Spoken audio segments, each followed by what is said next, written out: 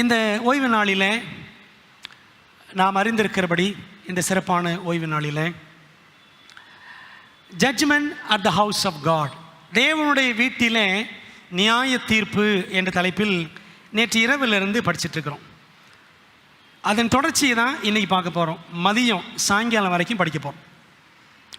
தேவனுடைய வீட்டிலே நியாய தீர்ப்பு. நேற்று இரவு என்ன படித்தோம் என்றால், முதலாம் தூதனின் தூதும் நியாய தீர்ப்பும், first angels message and the judgment என்று படித்தோம். வெளிப்படுத்தல் 14ஆம் அதிகாரத்தில் ஒரு சுருக்கம் நான் உங்களுக்கு சொல்லிடுறேன், நேற்று ஒருவேளை இல்லாதவர்களுக்காக. 14ஆம் அதிகாரம் வெளிப்படுத்தலில் அந்த புஸ்தகத்தினுடைய மைய அதிகாரம். அந்த மைய அதிகாரத்தில் மையமான ஒரு செய்தி இருக்கிறது. வெளிப்படுத்தல் 14ஆம் அதிகாரம் 3 பிரிவு. அதில் முதல் பகுதி 144,000 பேர், முதல் 5 வசனங்கள். 6லிருந்து 13 வரைக்கும் முத்தூது, 14லிருந்து 20 வரைக்கும் 2ஆம் வருகை. ஆகவே 2ஆம் வருகைக்கு முன்பாக இந்த உலகத்தில் ஒரு முக்கியமான செய்தி போக வேண்டும், அது முத்தூர். அந்த முத்தூதை தான் ஆண்டவர் அந்த 14ஆம் அதிகாரத்தில் நடு மையத்தில் வச்சிருக்கிறார். அந்த 3 தூதுகளும் இயேசு கிறிஸ்துவின் 2ஆம் வருகைக்கு முன்பாக, 14ஆம் வசனம் வெளிப்படுத்தல் 14 படித்து பாருங்க. 2ஆம் வருகை, இயேசு கிறிஸ்துவின் வருகையை குறித்து அங்கே போட்டிருக்கும்.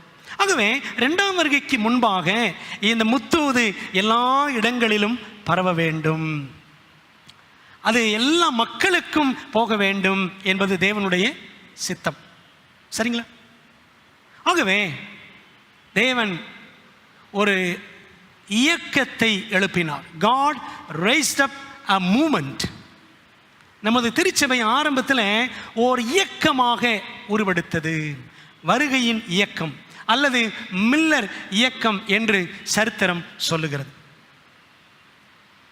அந்த இயக்கம் உலகமெங்கிலும் ஆண்டுடைய 2ஆம் வருகையின் சத்தியத்தை சொல்லுவதற்காக தேவன் எழுப்பினார். ஏன்னா அந்த காலத்தில் 2ஆம் வருகையின் செய்தியை சபைகளில் பேசவே கூடாது.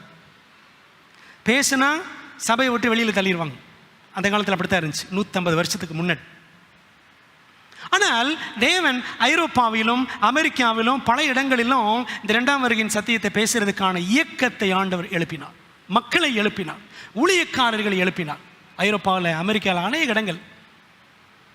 பிரியமானவர்களே, இப்படி எழும்பினவர்கள் குறிப்பாக வட அமெரிக்காவில் வில்லியம் மில்லர் என்ற ஒரு நபர் தேவனால் எழுப்பப்பட்டு,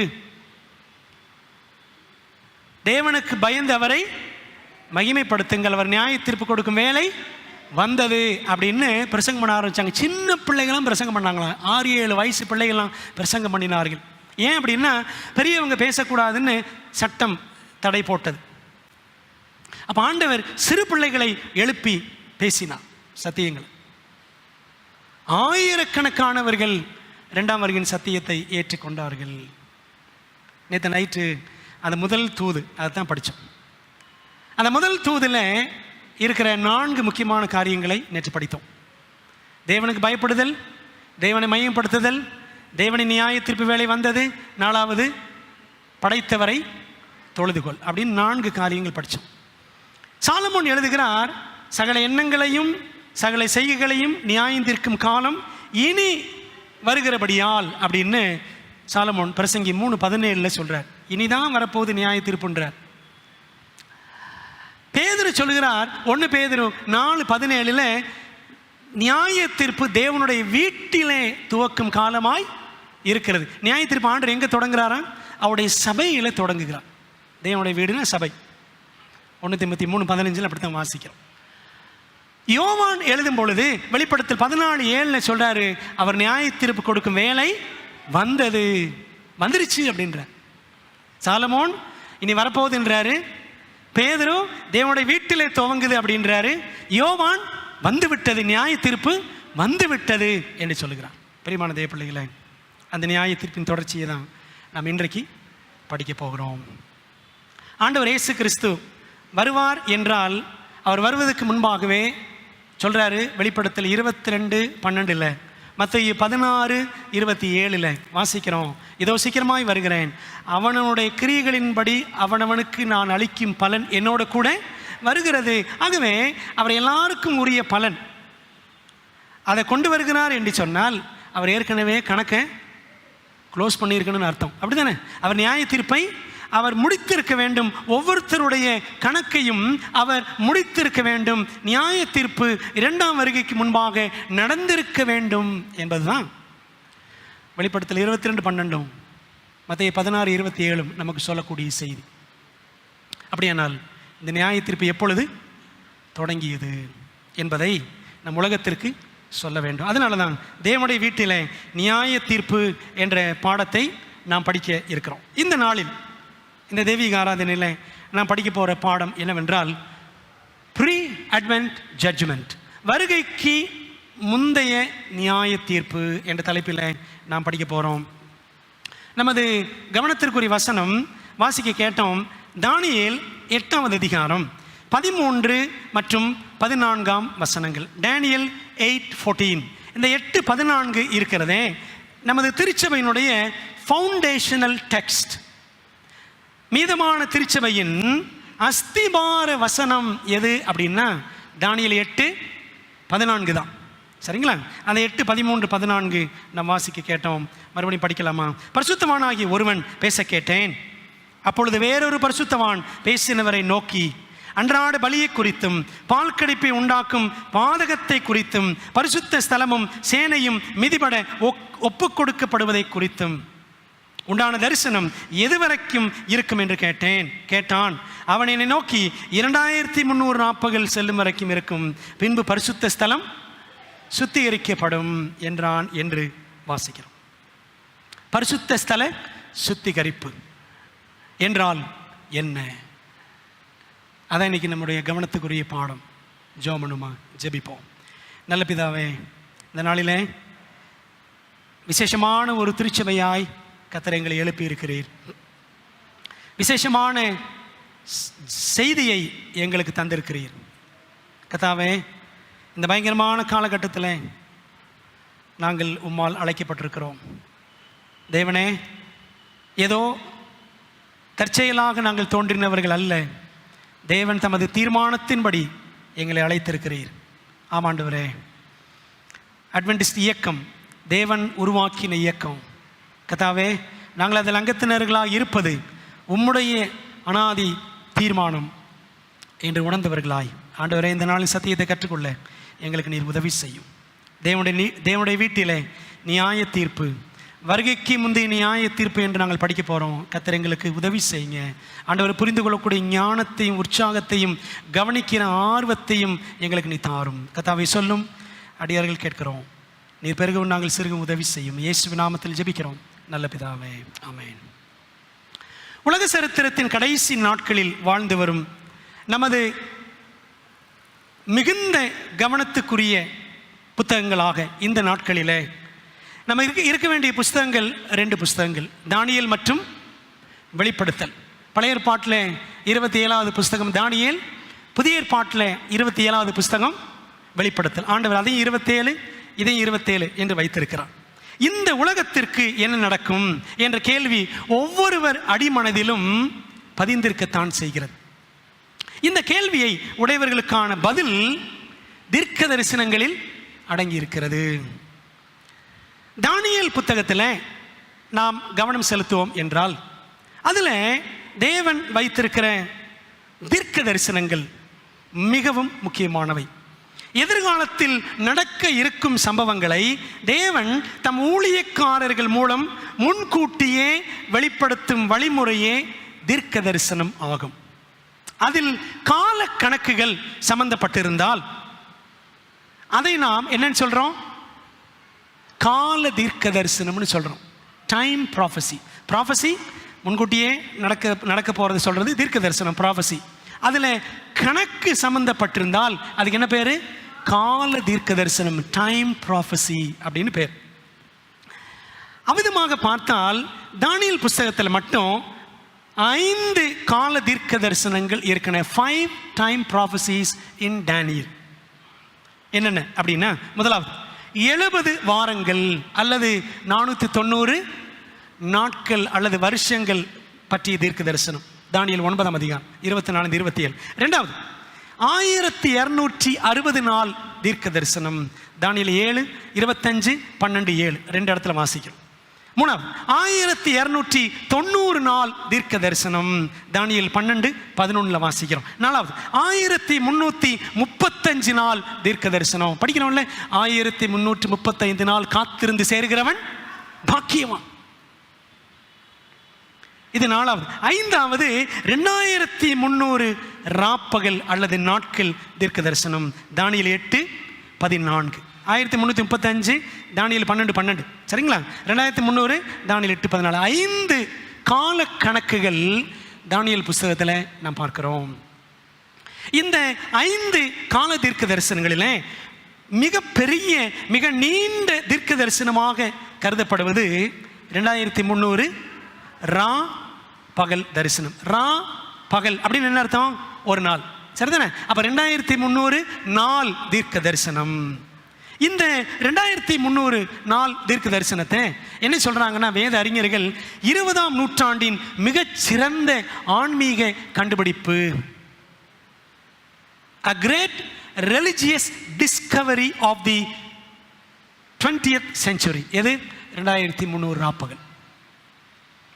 இந்த 2300 ராப்பகல் தானியேல் 8ஆம் அதிகாரத்தில் இருக்கிறது, சரிங்களா. இந்த 8ஆம் அதிகாரத்தில் இருக்கக்கூடிய இந்த 2300 ராப்பகல் எதற்கு சம்பந்தப்பட்டது அப்படின்னா, 8:17 வசனம் பாருங்க. தானியேல் 8:17 8:17 அப்பொழுது அவன் நான் நின்ற இடத்துக்கு வந்தான். கேப்ரியேல் தூதன் தானியேல் இருக்கிற இடத்துக்கு வர்றார். அவன் வருகையில் நான் திடுக்கிட்டு மூங்குப்புற விழுந்தேன். அவன் என்னை நோக்கி, மனுபுத்திரனே கவனி, இந்த தரிசனம் எது? 2300 ராப்பகல். அதை பற்றி தான் பேசிட்டு வர. இந்த தரிசனம் முடிவு காலத்துக்கு அடுத்தது என்றான். என்ன அர்த்தம்? தானியேலே, இந்த 2300 ராப்புகளுக்கு உனக்கும் சம்பந்தமே கிடையாது. என்ன அர்த்தம்? இது முடிவு காலத்துக்கு அடுத்தது என்று கேப்ரியேல் சொல்லுகிறான். பிரியமானவர்களே, இந்த 2300 ராப்பகல் இது என்ன அப்படின்னு தானியேலால் புரிந்து கொள்ள முடியவில்லை. ஆனால் அதை நாம் ஆராய்ந்து படித்தால் அது முடிவு காலத்திற்கு அடுத்த தரிசனம். அப்படியானால் அது முக்கியமான தரிசனம். ஏன்னா முடிவு காலத்தில் யார் இருக்கா? நம்ம தான் இருக்கிறோம். இதை நாம் படித்தால் மேசியா யார், எப்பொழுது வெளிப்படுவார், எப்போது மரிப்பார் அப்படின்னு நமக்கு தெரியும். ஒன்று.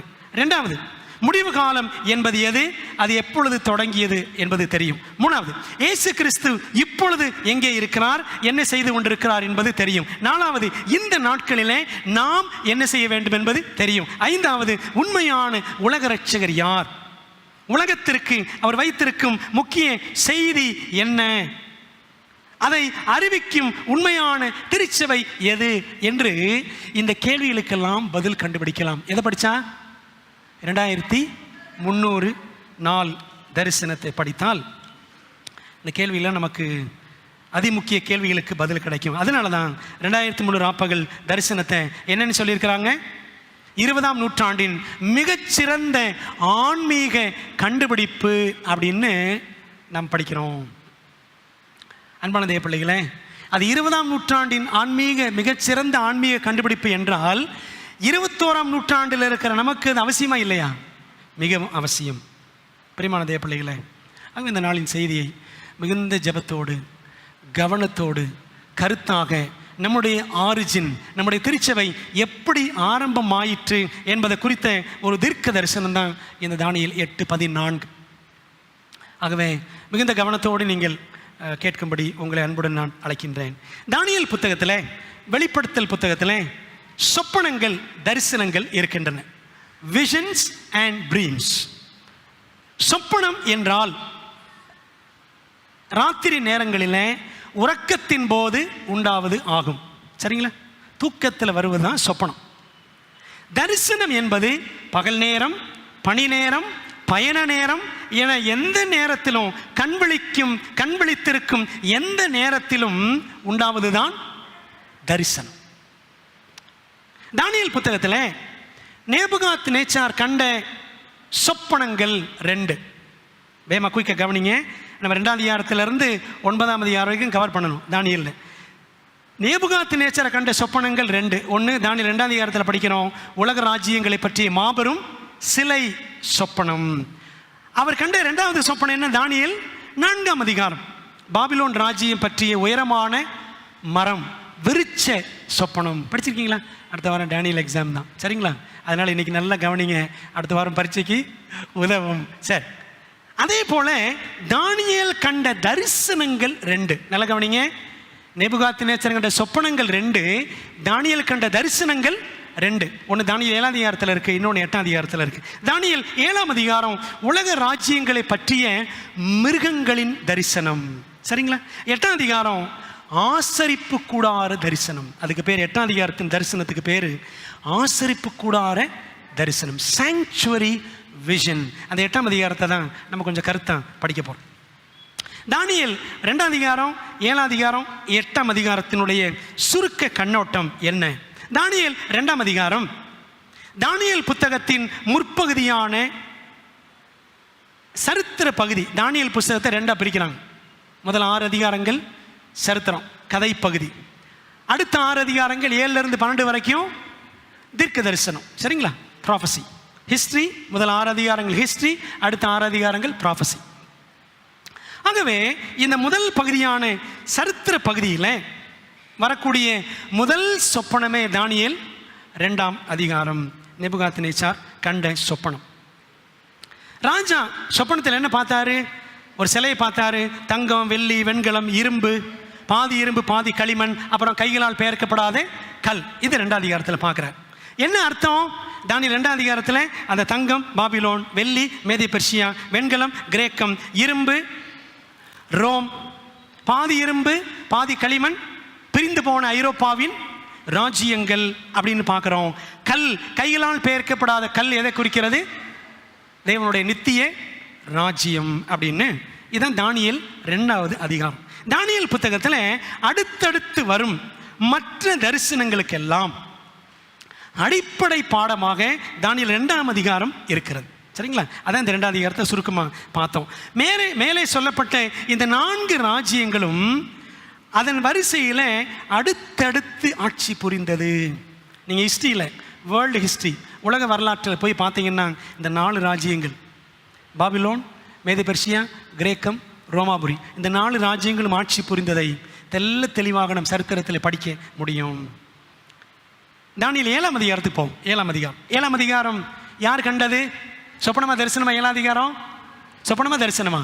7ஆம் அதிகாரம் தரிசனம். யார் பார்த்தா? தானியேல். ஏன்னா தானியேல் 7ம் 8ம் தானியேல் கண்ட தரிசனங்கள். தானியேல் 2ம் 4ம் நேபுகாத்நேச்சார் கண்ட சொப்பனங்கள், சரிங்களா? மனசில் வச்சுக்கோங்க. 7ஆம் அதிகாரம் நேற்று இரவு சொன்ன வெளிப்படுத்தலிலே நடுமையமான அதிகாரம் வெளிப்படுத்தல் 14. அதே போல தானியேலிலே நடுமையமான அதிகாரம் தானியேல் 7ஆம் அதிகாரம். இந்த தானியேல் புத்தகத்தினுடைய பிற்பகுதி 2வது பகுதி என்ன? தீர்க்க தரிசனம். ஆகவே இந்த 7ஆம் அதிகாரம் முதல் முக்கிய தரிசனத்தோடு தொடங்குகிறது. தானியேல் 7ஆம் அதிகாரத்தில் தரிசனத்தில் என்ன பார்த்தார்? சிங்கம், கரடி, சிவிங்கி, கெடியும் பயங்கரமான மிருகம், சின்ன கொம்பு, அப்புறம் நியாய சங்கம், பரலோகத்தில் உட்காருதல், தேவனுடைய ராஜ்யம் ஸ்தாபிக்கப்படுதல், இதெல்லாம் பார்த்தார், சரிதானே? 4 மிருகங்களை எங்கிருந்து வெளிவந்ததாம்? சமுத்திரத்திலிருந்து வெளிவந்ததாக தானியேல் தரிசனத்தில் கண்டார். அது என்ன? சிங்கம் பாபிலோன், கரடி மேதிய பெர்சியா, சிவிங்கி கிரேக்கம், கெடியும் பயங்கரமான மிருகம் அஞ்ஞான ரோம், சின்ன கொம்பு போப்பு ரோம், பரலோகத்தில் நியாய சங்கம் உட்காருதல் எப்பொழுது? அதான் கேள்வி. நியாய சங்கம் எப்போ உட்காருது? தானியேல் 7ஆம் அதிகாரத்தின்படி எப்பொழுது? தேவனுடைய ராஜ்யம் ஸ்தாபிக்கப்படுதல் எப்பொழுது? எப்போ அந்த நியாய சங்கம் உட்காரும், நியாய தீர்ப்பு, அதுக்கு பிறகுதான் தேவன் தம்முடைய ராஜ்யத்தை ஒப்பு கொடுப்பார் பரிசுத்தவான்களிடத்தில் அப்படின்னு தானியேல் 7ஆம் அதிகாரத்தில் பார்க்குறோம். கவனிச்சிங்களா? அப்போ என்ன பார்க்குறோன்னா 2ஆம் அதிகாரத்தில் இருக்கிற விவரங்களை விட 7ஆம் அதிகாரத்தில் கொஞ்சம் கூடுதலாக சில விவரங்கள் இருக்கிறது, அப்படி தானே? 2ஆம் அதிகாரத்தில் என்ன பார்த்தோம்? கைகளால் பெயர்க்கப்படாத கல் தான் பார்த்தோம். 7ஆம் அதிகாரத்தில் என்ன படிக்கிறோம்? 7ஆம் அதிகாரத்தில் நியாய சங்கம் உட்கார்ந்தது, சிங்காசனங்கள் வைக்கப்பட்டன, நியாய சங்கம் உட்கார்ந்தது, புஸ்தகங்கள் திறக்கப்பட்டன, 1000 பேர், கோடி பேர் அவரை சேவித்தார்கள், அக்கினி நதி அவருடைய சந்நிதியிலே புறப்பட்டு ஓடினது. படிக்கிறோம்ல? ஏன்னா தானியேல் 7ஆம் அதிகாரத்தில் இருக்கக்கூடிய கூடுதலான விவரங்கள். 2ஆம் அதிகாரத்தை விட 7ஆம் அதிகாரத்தில் கூடுதல் குறிப்புகள் இன்னும் என்னென்ன பார்த்தோம்னா, சின்ன கொம்பின் நடவடிக்கைகள் இருக்குல்ல, தானியேல் 7ல் சின்ன கொம்பின் நடவடிக்கைகள், அதை தொடர்ந்து பரலோகத்தில் நியாய தீர்ப்பு. அந்த சீக்வன்ஸ் அப்படி தான் இருக்கும், சரிங்களா? அந்த 4வது மிருகம், அதுக்கப்புறம் சின்ன கொம்பு, அதுக்கப்புறம் பார்த்தீங்கன்னா நியாய தீர்ப்பு, அதுக்கப்புறம் பரிசுத்தவான்களுக்கு ராஜ்யம் ஒப்பு கொடுக்கப்படுதல் என்று அந்த வரிசையை நாம் பார்க்கலாம். 7ஆம் அதிகாரத்தில் மட்டுமல்ல, தானியேல் புத்தகத்தில் வருகிற முதல் time prophecy, first time prophecy தானியேல்ல எது அப்படின்னா, தானியேல் 7:25 தான். என்ன போட்டிருக்கு?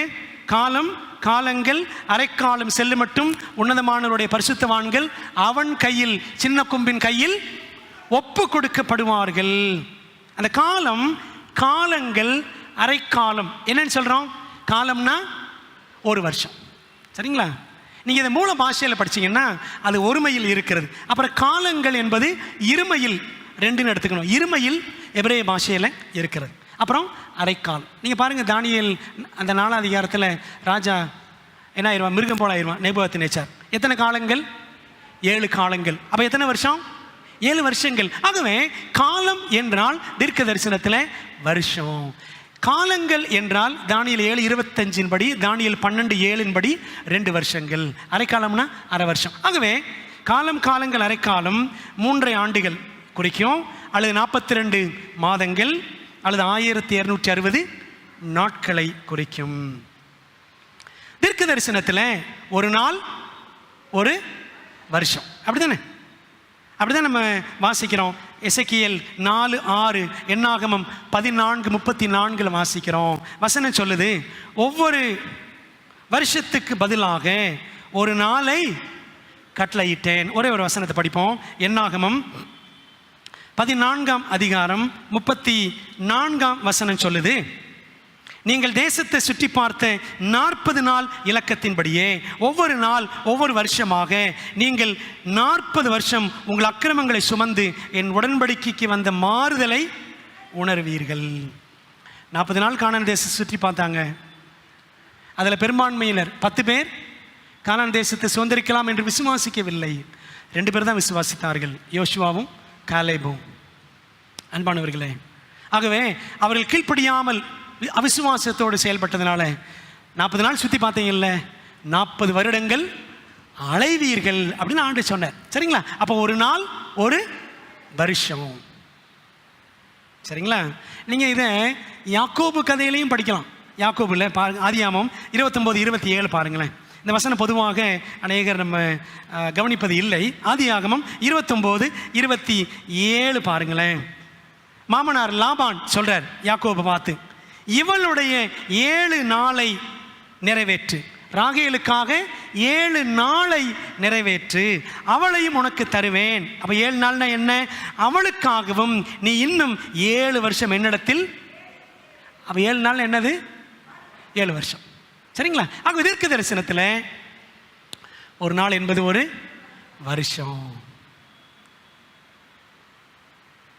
1260 நாட்கள் என்றால் 1260 ஆண்டுகள் என்ன செய்ததாம்? இந்த சின்ன கொம்பாகிய போப்பு மார்க்கம் தேவ ஜனத்தை உபத்திரவப்படுத்தியது. கிபி 538 கிபி 1798 வரைக்கும் என்று நம்ம தீர்க்க தரிசனத்தில் ஆராய்ந்து சரித்திரத்தில் நம்ம அதை கண்டுபிடிக்கிறோம். கிபி 538 தான் போப் அரியணையில் ஏறினார். 1798 1798 அவர் அரியணையை விட்டு இறக்கப்பட்டார். பிரான்ஸ் தேசம் போப்பை கைது செய்தது 1798 வருஷத்தில், அப்படி சொல்லிட்டு நம்ம சரித்திரத்தில் படிக்கிறோம். அப்போ பாருங்களேன், தானியேல் புஸ்தகத்தில் 7ஆம் அதிகாரத்துக்கு வாங்க. தானியேல் 7ஆவது அதிகாரம், ஒரு வசனத்தை கவனிங்க, உங்களுக்கு புரியும். தானியேல் 7:6 பாருங்க. 25 படிக்கிறோம். அவர்கள் ஒரு காலமும் காலங்களும் அரைக்காலமும் செல்லு மட்டும் அவன் கையில் ஒப்பு கொடுக்கப்படுவார்கள். அதாவது 1260 ஆண்டுகள் தேவ ஜனம் போப்பு மார்க்கத்தால் துன்புறுத்தப்படுவார்கள்.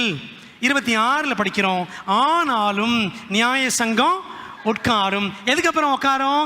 அந்த 1260 ஆண்டுகளுக்கு உபத்திரவத்துக்கு பிறகு நியாய சங்கம் பரலோகத்தில் உட்காரும். வழங்குதா உங்களுக்கு? பதில் பைபிள்லேயே இருக்கிறது. அப்படியானால் 1798க்கு பிறகு பரலோகத்திலே நியாய தீர்ப்பு ஆரம்பமாகும் என்று பொருள். ஆஃப்டர் 1798. தானியேல் 7ஆம் அதிகாரம் நமக்கு ஒரு க்ளூ கொடுக்குது. எப்போ நியாய தீர்ப்பு? இந்த 1260 ஆண்டுகள் உபத்திரவ காலத்துக்கு பிறகு பரலோகத்தில் நியாய சங்கம் உட்காரும். ஆனால் சரியான ஆண்டை துல்லியமாக தானியேல் 7ஆம் அதிகாரத்தில் என்ன செய்ய முடியாது, பார்க்க முடியாது. அப்போ என்ன செய்யணும்? நம்ம அடுத்து படிக்கணும். இனி கூடுதல் விவரங்கள் எங்கே கிடைக்கும்? தானியேல் 8ஆம் அதிகாரத்துக்கு போகணும். சரிங்களா? தானியேல் 7ஆம் அதிகாரத்தையும் 8ஆம் அதிகாரத்தையும் நாம் ஒரு சிறப்பான ஒரு பார்வை பார்க்க வேண்டும். தானியேல் 2ஆம் அதிகாரம் பார்த்தோம், சரிங்களா? 7ஆம் அதிகாரம் பார்த்தோம். இப்போது 8ஆம் அதிகாரம். இந்த 8ஆம் அதிகாரத்தில் என்ன இருக்குது? நேற்று இரவு உங்களுக்கு சொன்னேன், 8ஆம் அதிகாரத்தையும் 9ஆம் அதிகாரத்தையும் படிச்சுட்டு வாங்கன்னு. படித்தீர்களா? உங்களுக்கு தான் தெரியும். சரி, 8ஆம் அதிகாரத்தில் என்னென்ன தரிசனம் பார்க்கிறார் தானியேல்? ஆட்டுக்கடா பார்க்குறார். சரிதானே? 2 கொம்புகள் உள்ள ஆட்டுக்கடாவை பார்க்கிறார். அதுக்கப்புறம் வெள்ளாட்டுக்கடாவை பார்க்கிறார். அது கண்களின் நடுவே ஒரு பெரிய கொம்பு இருந்துச்சு. சரிங்களா? 3வது சின்ன கொம்பை பார்க்கிறார். 4வது 2300 ராப்பகல். தூதர்கள் 2 பேர் அப்படி மாற்றி மாற்றி பேசிக்கிறான்.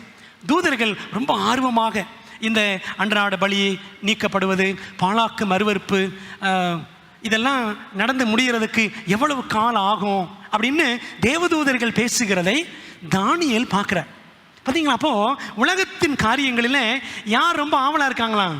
பரலோகத்தின் தூதர்கள் அவ்வளவு ஆர்வமாக இருக்கிறார்கள் அப்படின்னு தானியேல் தரிசனத்தில் பார்க்குறார்.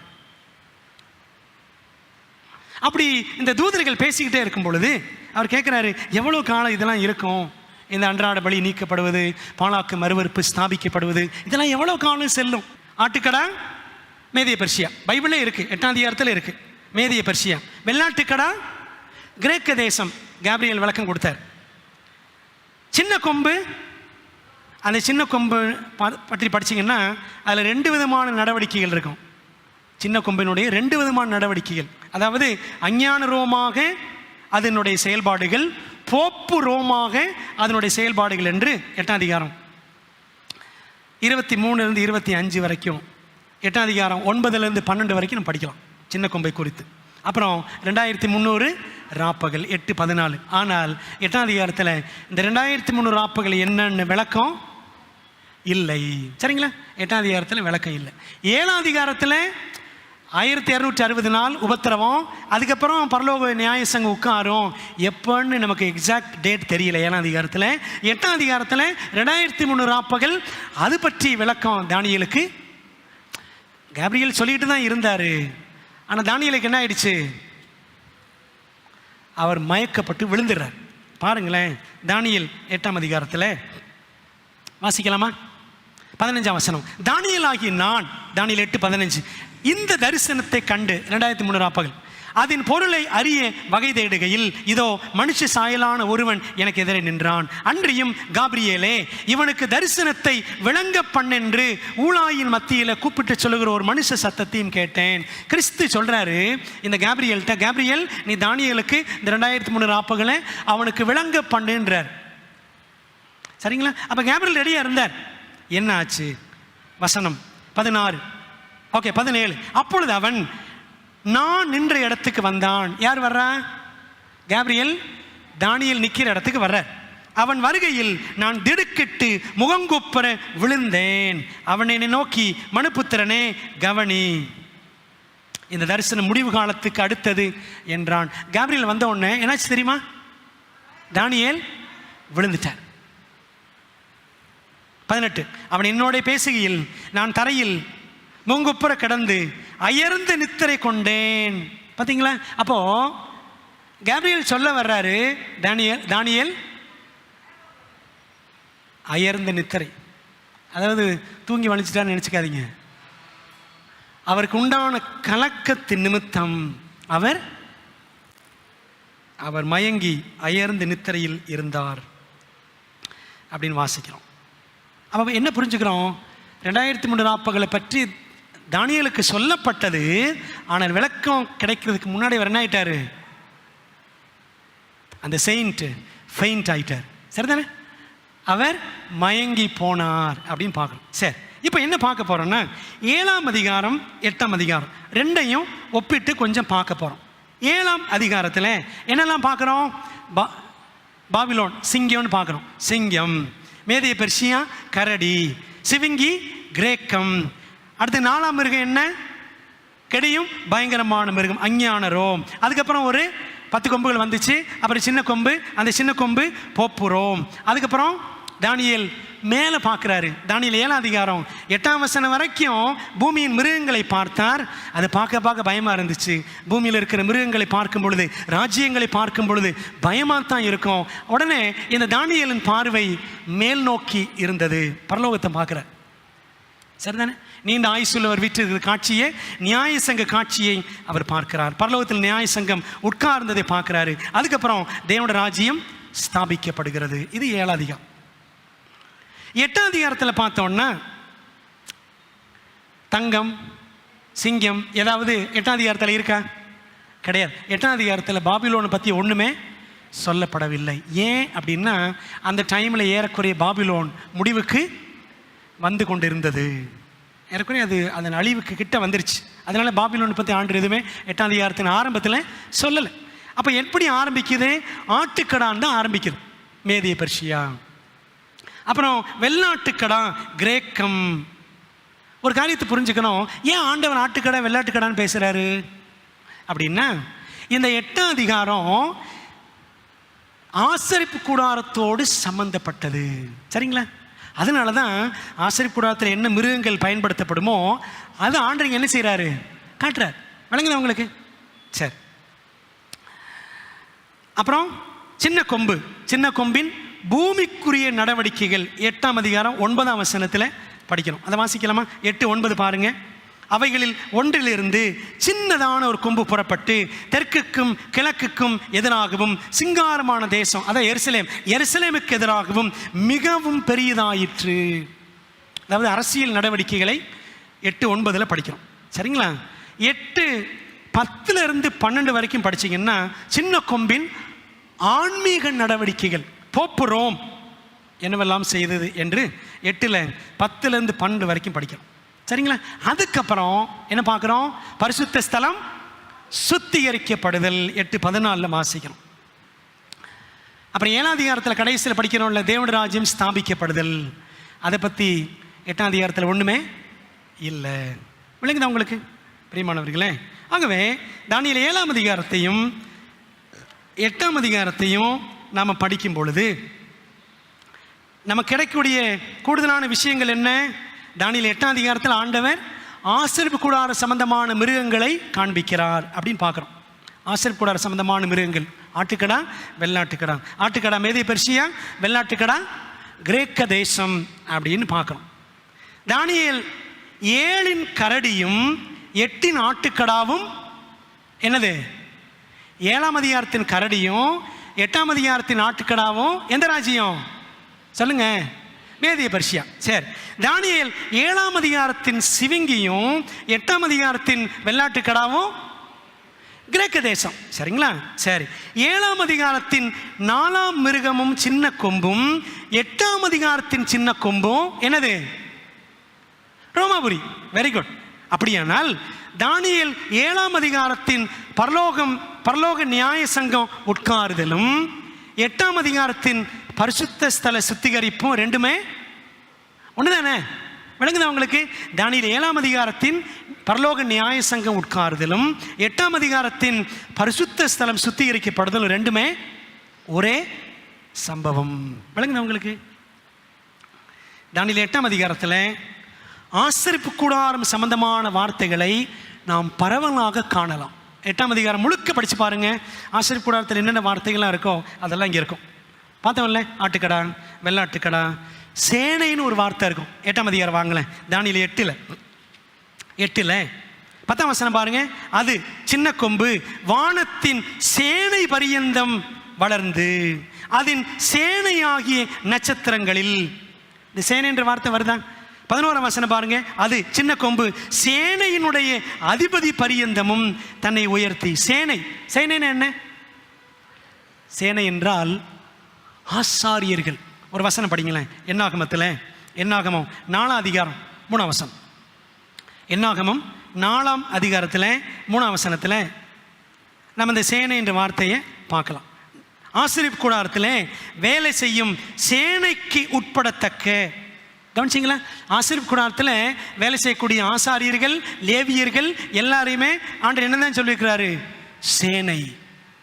அப்போ இந்த சின்ன கொம்பு வானத்தின் சேனை பரியந்தம் என்ன செய்தது? தன்னை உயர்த்தியது.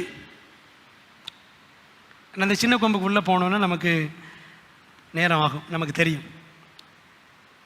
ஆகவே அப்போ இந்த 8ஆம் அதிகாரத்தில் ஆட்டுக்கடா, வெள்ளாட்டுக்கடா, சேனை, அன்றாட பலி, பரிசுத்த ஸ்தலம், சுத்திகரிக்கப்படுதல் அப்படின்ட்டு ஆசரிப்பு கூடாரம் சம்பந்தமான வார்த்தைகளையே 8ஆம் அதிகாரத்தில் நம்ம படிக்கிறோம். விளங்குது உங்களுக்கு? அப்போ 8ஆம் அதிகாரத்திற்கும் ஆசரிப்பு கூடாரத்திற்கும் நெருக்கமான சம்பந்தம் இருக்கிறது அப்படின்னு பார்க்குறோம். பரிசுத்த ஸ்தல சுத்திகரிப்பு என்பதும் பரலோக நியாய சங்கம் உட்காருவது என்பது ரெண்டுமே ஒரே சம்பவம் தான். விளங்குது உங்களுக்கு? அப்போ என்ன புரிஞ்சுக்கிறோம்? பரிசுத்த ஸ்தல சுத்திகரிப்பு என்பது ஆண்டோடைய வருகைக்கு முன்னான நியாய தீர்ப்பை சுட்டி காட்டுகிறது. சரிங்களா? அதான் நம்ம இந்த அதிகாரங்களை 2ஆம் அதிகாரம், 7ஆம் அதிகாரம், 8ஆம் அதிகாரம் எல்லாம் கம்பேர் பண்ணி படித்தோம்னா நமக்கு இந்த உண்மைதான் புலப்படுகிறது. பூமிக்குரிய ஆசரிப்பு கூடாரத்தில் பரிசுத்த ஸ்தலம் சுத்திகரிக்கப்படுதல் என்பது வருஷத்துக்கு ஒரு முறை நடக்கும். அப்படி தானே? 7ஆம் மாதம் 10ஆம் தேதியில் யூத கேலண்டர் படி நடக்கும். அதை பாவ நிவாரண நாள் அப்படின்னு பைபிளில் வாசிக்கிறோம். டே ஆஃப் அட்டோன்மெண்ட், யோம் கிப்பூர் அப்படின்னு சொல்லுவாங்க. அந்த பாவ நிவாரண நாள் யூதர்களுக்கு உண்மையிலேயே நியாய தீர்ப்பு நாள். லேவியராகமம் 16ஆம் அதிகாரத்தில் 23ஆம் அதிகாரத்தில் லேவியராகமத்தில் இந்த பாவ நிவாரண நாளை பற்றி வாசிக்கிறோம். தினந்தோறும் ஆட்டுக்குட்டிகள், இளங்காளைகளின் இரத்தத்தின் மூலமாக பரிசுத்த ஸ்தலத்தில் பாவங்கள் கொண்டு செல்லப்பட்டன. பழைய ஏற்பாட்டு காலத்தில் வருடாந்திர ஆராதனையின் போது, சரிங்களா, அந்த வருஷத்துக்கு ஒரு முறை நடக்கிற ஆராதனையில் அந்த பாவங்கள் எல்லாம் அகற்றப்பட்டன, சுத்திகரிக்கப்பட்டன. அன்றாட ஆராதனையில் பாவங்கள்லாம் உள்ளே போகும். ஆசரிப்பு கூடாரத்துக்குள்ளே 2 வழியாக போகும். எப்படி போகும்? ஒன்று பலி மிருகத்தினுடைய ரத்தத்தின் மூலமாக போகும். இன்னொன்று அந்த பலி மிருகத்தை ஆசாரியனோ அவனுடைய பிள்ளைகளாகிய ஆசாரியர்கள் நினைச்சுவாங்க, ஆண் ஆசாரியர்கள், ஆண் மக்கள், அவங்கெல்லாம் ஆசரிப்பு கூடாரத்தின் பிரகாரத்தில் வச்சு புசிப்பார்கள் அந்த மாம்சத்தை. சரிங்களா? ஆகவே ஒன்று ரத்தத்தின் வழியாக, இன்னொன்று அந்த பலிமிருகத்தின் மாம்சத்தின் வழியாக, புசிக்கப்பட்ட மாம்சத்தின் வழியாக பாவங்கள் ஆசரிப்பு கூடாரத்திற்குள்ளும் அந்த ஆசாரியன் மூலமாகவும் என்ன செஞ்சிச்சு? தேவ சமூகத்திலே பாவங்கள் கொண்டு செல்லப்பட்டன. இது தினம் நடக்கும். இதான் என்னது? அன்றாட ஆராதனை ஆசரிப்பு கூடாரத்தில். வருடாந்திர ஆராதனை என்ன? அப்படி பரிசுத்த ஸ்தலத்திலே கொண்டு செல்லப்பட்ட பாவங்கள் எல்லாம் சுத்திகரிக்கப்படும், அகற்றப்படும். சரிங்களா? அதான் வருஷத்துக்கு ஒரு முறை நடக்கிற சம்பவம். பிரதானாசாரியன் அந்த வருஷத்துக்கு ஒரு முறை வரக்கூடிய பாவ நிவாரண நாளில் 2 ஆட்டுக்குட்டிகளை தெரிந்து கொண்டு, ஒன்று கர்த்தருடைய ஆடு, இன்னொன்று போக்காடு. கர்த்தருடைய ஆட்டை பலி செலுத்தி அந்த ரத்தத்தை கொண்டு போய் மகாபரிஸ்தலத்தில் தெளித்து ஆண்டோட சமூகத்தில் பரிந்து பேசி பாவங்கள் எல்லாத்தையும் என்ன செய்வாராம்? கொண்டு வந்து அந்த போக்காட்டின் மேல் அசாசேல் என்று சொல்லக்கூடிய அந்த சாத்தானுடைய ஆடு, சரிங்களா, சாத்தானை குறிக்கக்கூடிய ஒரு ஆடு, அந்த ஆட்டின் மேல் அவன் அந்த பாவங்கள் எல்லாம் அறிக்கையிட்டு அந்த ஆட்டை கொண்டு போய் ஆளில்லாத வனாந்தரத்தில் என்ன செய்வாங்களாம்? விட்டுட்டு வந்துடுவாங்க. லேவியராகமம் 16ஆம் அதிகாரத்தில் இதை வாசிக்கிறோம். பிரியமானவர்களே, அதே போல கிறிஸ்துவும் 2ஆம் முறை வருவதற்கு முன்பாக பரிசுத்த ஸ்தல சுத்திகரிப்பு என்னும் வருகைக்கு முந்தைய நியாய தீர்ப்பு பரலோகத்தில் நடைபெறும் என்பதும் அது கிபி 1798க்கு பின்னர் நடைபெறும் என்பதும் தானியேல் 7ஆம் 8ஆம் அதிகாரங்கள் மூலமாக நம்ம பார்த்துட்டோம். சரிதானே? ஆயினும் நியாய தீர்ப்பு தொடங்கும் துல்லியமான தேதியை 7 மற்றும் 8 அதிகாரங்களில் தானியேல் புஸ்தகத்தில் நாம் காண முடியவில்லை. சரிங்களா? ஆனால் இந்த 2300 ராப்பகல்னு தானியேலுக்கு சொன்னார் கேப்ரியல். அது தானியேல் புரிந்து கொள்ள முன்பதற்காகவே அவர் அயர்ந்து நித்திரையில் சென்று விட்டார். அப்போ 8 அதிகாரத்துக்கான பதில் 8 அதிகாரத்தில் கிடையாது. 2300 ராப்புகளுக்கான பதில் அங்கே இல்லை. அப்போ ஆண்டவர் இதை எங்கே வச்சிருக்கிறார் அப்படின்னா அடுத்த அதிகாரத்தில் வச்சிருக்கிறார். தானியேல் 9 அதிகாரத்தில் வைத்திருக்கிறார். என்ன செய்ய போறோம்னா 8 அதிகாரத்தையும் 9 அதிகாரத்தையும் நம்ம பார்க்க போறோம். நல்லா பாருங்க, தானியேல் 2 அதிகாரத்தில் சொப்பனமும் முழு விளக்கமும் இருக்கிறது. 7 அதிகாரத்தில் முழு தரிசனமும் முழு விளக்கமும் இருக்கிறது. ஆனால் தானியேல் 8 அதிகாரத்தில் தானியேல் கண்ட தரிசனம் முழுமையா இருக்கிறது, ஆனால் விளக்கம் முழுமையா இல்லை. எதுக்கு குறிப்பா இல்லை? 2300 ராப்பகலுக்கு இல்லை. ஆனால் தானியேல் 9 அதிகாரத்தில் தரிசனம் ஒன்றும் தானியேல் பார்க்கல. ஆனால் அந்த 2300 ராப்பகல் தரிசனத்திற்கான விளக்கம் 9 அதிகாரத்தில் இருக்கிறது. விளங்குதா உங்களுக்கு பிரியமானவர்களே? 9 அதிகாரம் கவனிச்சிங்கன்னா தானியேல் என்ன செய்கிறாரு? உபவாசத்தோடு ஜெபம் பண்ணுகிறார். ஏன் ஜெபம் பண்ணார் தெரியுமா? ஏன் அவர் அப்படி உபவாசித்து ஜெபித்தார்? தானியேல் 9, எசரா 9, நெகமியா 9 எல்லாம் படிச்சு பாருங்க. இவங்க எல்லாம் இருந்து உபவாசம் இருந்து ஜெபித்த அனுபவங்கள். சரிங்களா? ஏன் தானியேல் அப்படி உபவாசித்து ஜெபித்தார்? 9 அதிகாரத்தில் 9 2ஆம் வசனம் பாருங்க. தானியேல் ஆகிய நான் எருசலேமின் பால் கடிப்புகள் நிறைவேறி தீர 70 வருஷம் செல்லும் என்று கர்த்தர் எரேமியா தீர்க்கதரிசியோடு சொல்லிய வருஷங்களின் தொகையை புஸ்தகங்களால் அறிந்து கொண்டேன். தானியேலுக்கு என்ன ஆர்வம் அப்படின்னா, ஆண்டவரே உம்முடைய ஜனங்கள் இஸ்ரவேல் மக்கள் எங்கே இருக்கிறாங்க? பாபிலோனிலே கைதிகளாக இருக்கிறாங்க. எத்தனை வருஷம்? 70 வருஷங்கள். இவர்கள் விடுதலையாகி மீண்டும் எருசலேமுக்கு போகணும். போவார்களா போக மாட்டார்களா அப்படின்னு இவருக்கு மனசில் பாரம். ஜெபிக்கிற 2300 ராப்பகல் என்ற ஒரு தரிசனம் இவருக்கு சொல்லப்பட்டது. இவருக்கு விளங்கல். 8 அதிகாரத்திற்கும் 9 அதிகாரத்திற்கும் இடையில நீங்கள் சரித்திரத்தில் ஆராய்ஞ்சு பார்த்தீங்கன்னா அந்த கணக்கு எந்தெந்த வருஷம், 8 அதிகாரத்தின் வருஷம் என்ன, 9 அதிகாரத்தின் வருஷம் என்ன அப்படின்னு கணக்கு போட்டிங்கன்னா 8 அதிகாரம் கிமு 551 தானியேலுக்கு கிடைத்த தரிசனம். 9 அதிகாரம் கிமு 538 அவருக்கு கிடைச்ச தரிசனம். அவருக்கு அந்த கேப்ரியல் வந்து அந்த 2300 ராப்புகளுக்கான விளக்கம் சொல்கிறார். சரிங்களா? ஆகவே இந்த 2 அதிகாரங்களுக்கு இடையில தானியேல் 8க்கும் 9க்கும் இடையில இருக்கிற கேப் எத்தனை தெரியுமா? 13 வருஷங்கள். 13 years. 13 வருடங்களாக இந்த தானியேல் இந்த 2300 ராப்புகளை பற்றி என்ன செஞ்சிருக்கிறாரு? அவர் யோசித்திருக்கிறார், ஜெபித்திருக்கிறார். ஏன் அப்படின்னா, ஆண்டவரே இந்த 2300 ராப்புகள் ஒன்று புதுசாக இந்த கேப்ரியல் வந்து சொல்கிறாரு, தேவ ஜனங்கள் விடுவிக்கப்பட்டு அவங்க எருசலேமுக்கு போவாங்கன்னு நாங்கள் காத்திருக்கிறோம். இப்படி காத்திருக்கிற சமயத்தில் இன்னொரு காலக்கணக்கு 2300 ராப்பகலா? 2300 ராப்பகல் நீங்கள் அப்படியே அதை கணக்குப்படி எடுத்துக்கொண்டால் யூத கேலண்டர் படி 6 வருஷங்கள் 4 மாதங்கள் 20 நாட்கள். 6 வருஷங்கள் 4 மாதங்கள் 20 நாட்கள். இதான் 2300 நாட்கள். இன்னும் எங்களுடைய இந்த சிறையிருப்பின் வருஷங்கள் இன்னும் கூடுமோ அப்படின்ட்டு அவருக்கு ஒரே திகைப்பு. அப்படி திகைத்து கொண்டிருக்கிறார். தேவ ஜனங்கள், யூத ஜனங்கள் எப்பொழுது விடுவிக்கப்படுவார்கள், எப்பொழுது எருசலேமுக்கு போவார்கள் அப்படின்னு ஒரு ஏக்கம். உபவாசம் இருந்து ஜெபம் பண்றார். அன்பான தேவ பிள்ளைகளே, நமக்கு அந்த ஏக்கம் இருக்கிறதா? ஆண்டவரே சீக்கிரமா உங்களுடைய ராஜ்யம் வரணும், புதிய எருசலேம் போகணும், எங்களுடைய சிறையிருப்பு இந்த உலகத்தில் எப்போ முடியும் அப்படின்னு நமக்கு அந்த ஆர்வம் இருக்கிறதா? இந்த 2300 ராப்பகல் எனக்கு புரியலையே அப்படின்னு அவர் உபவாசத்தோடு ஜெபம் பண்ணார். 13 ஆண்டுகளாக அந்த தரிசனம் அவரை வருத்தியது. பைபிள் வசனம் என்னைக்காவது நம்மை வருத்தி இருக்கிறதா? இந்த வசனம் புரியலையே அப்படின்னு சொல்லிட்டு உபவாசம் இருந்து பிரேயர் பண்ணியிருக்கோமா? யோசித்து பாருங்க. பிரியமான தேவ பிள்ளைகளே, தேவன் இந்த தானியேலுக்கு 9ஆம் அதிகாரத்தில் 2300 ஆப்புகளுக்கான விளக்கத்தை கொடுக்கும்படி மறுபடியும் கேப்ரியேலை அனுப்புகிறார்.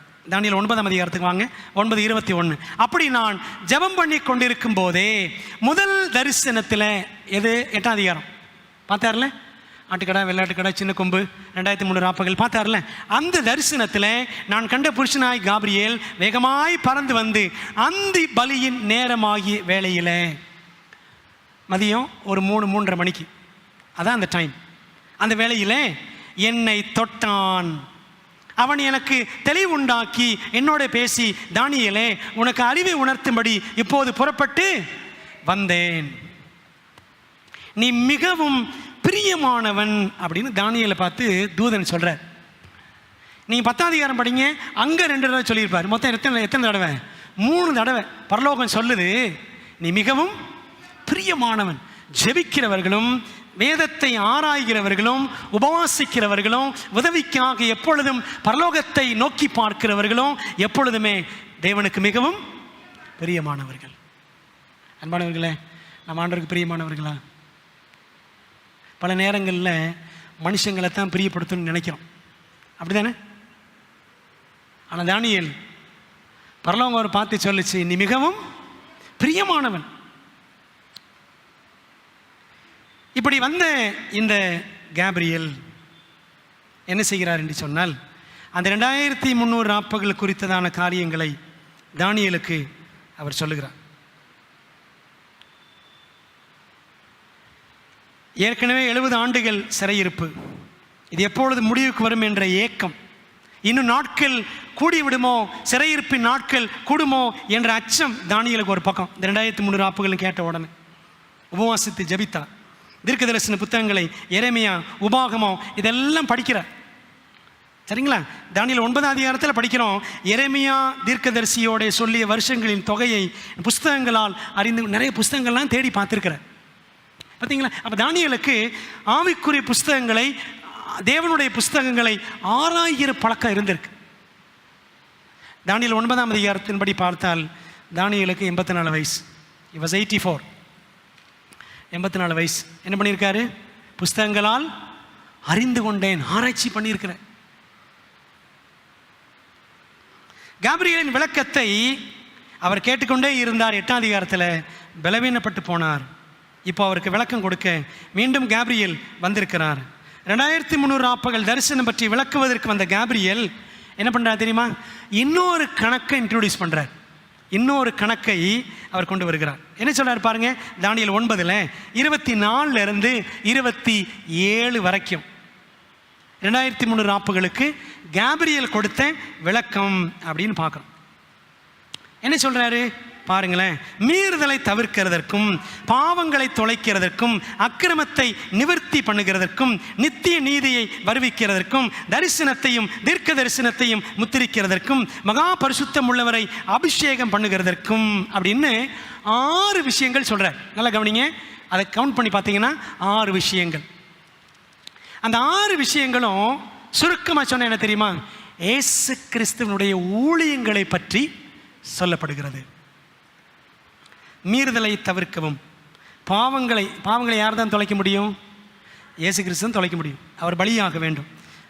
2வது பாவங்களை தொலைக்கிறது. 3வது அக்கிரமத்தை நிவர்த்தி பண்ணுவது. 4வது நித்திய நீதியை வருவிப்பது. நீதி நமக்கு யாருடைய நீதி தான்?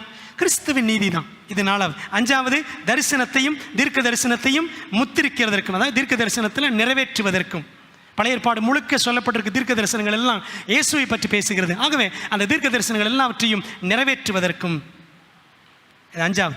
6வது மகா பரிசுத்தம் உள்ளவரை அபிஷேகம் பண்ணுவதற்கும். பார்த்தீங்களா?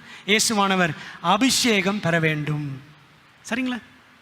ஆக இயேசு கிறிஸ்துவை குறித்த ஊழியங்கள் தான் இந்த 6 விஷயங்கள். கேப்ரியேல் சொல்றார், இந்த 6 காரியங்களும் நிறைவேறுவதற்கு உன் ஜனத்தின் மேலும், எந்த ஜனம்? எந்த ஜனம்? யூதர்கள். ஏன்னா தானியேல் யூதர் தானே. உன் ஜனத்தின் மேலும் உன் பரிசுத்த நகரத்தின் மேலும், எந்த நகரம்? எருசலேம். எருசலேமின் மேலும் 70 வாரங்கள் செல்லும்படி குறிக்கப்பட்டிருக்கிறது. 70 வீக்ஸ், 70 வாரங்கள். நல்லா கவனிங்க, அவங்க ஏற்கனவே 70 வருஷங்கள் கைதிகளாக இருக்கிறாங்க. அந்த 70 வருஷங்கள் வேற, அந்த கணக்கு வேற. எரேமியா சொன்ன தீர்க்க தரிசனம் அது வேற. இங்கே கேப்ரியல் சொல்லக்கூடிய 70 வாரங்கள் இது வேற, இது தனி கணக்கு. இந்த 70 வாரங்களை கேப்ரியல் எப்படி பிரிக்கிறார் பாருங்களேன். 25ஆம் வசனம். இப்போதும் நீ அறிந்து உணர்ந்து கொள்ள வேண்டியது என்னவென்றால் 9:25 எருசலேமை திரும்ப எடுப்பித்து கட்டுகிறதற்கான கட்டளை வெளிப்படுவது முதல் பிரபுவாகிய மேசியா வருமட்டும் 7 வாரமும் 62 வாரமும் செல்லும். 7 வாரம் 62 வாரம், மொத்தம் எத்தனை வாரங்கள்? இப்போ 69. மொத்தம் எத்தனை வாரங்கள்? 70. இப்போ ஒரு வாரம் மிச்சம் இருக்கு பாருங்களேன். 27ஆம் வசனத்தில் அவர் ஒரு வாரம் அளவும் அப்படின்னு படிக்கிறோம். அப்போ 70 வாரங்களை பற்றி சொல்லுகிற கேப்ரியல் அதை 3ஆ பிரிக்கிறார். சரிதானே? முதல்ல 6 காரியங்கள் சொல்றாரு இயேசு கிறிஸ்துவின் ஊழியங்களை பற்றி.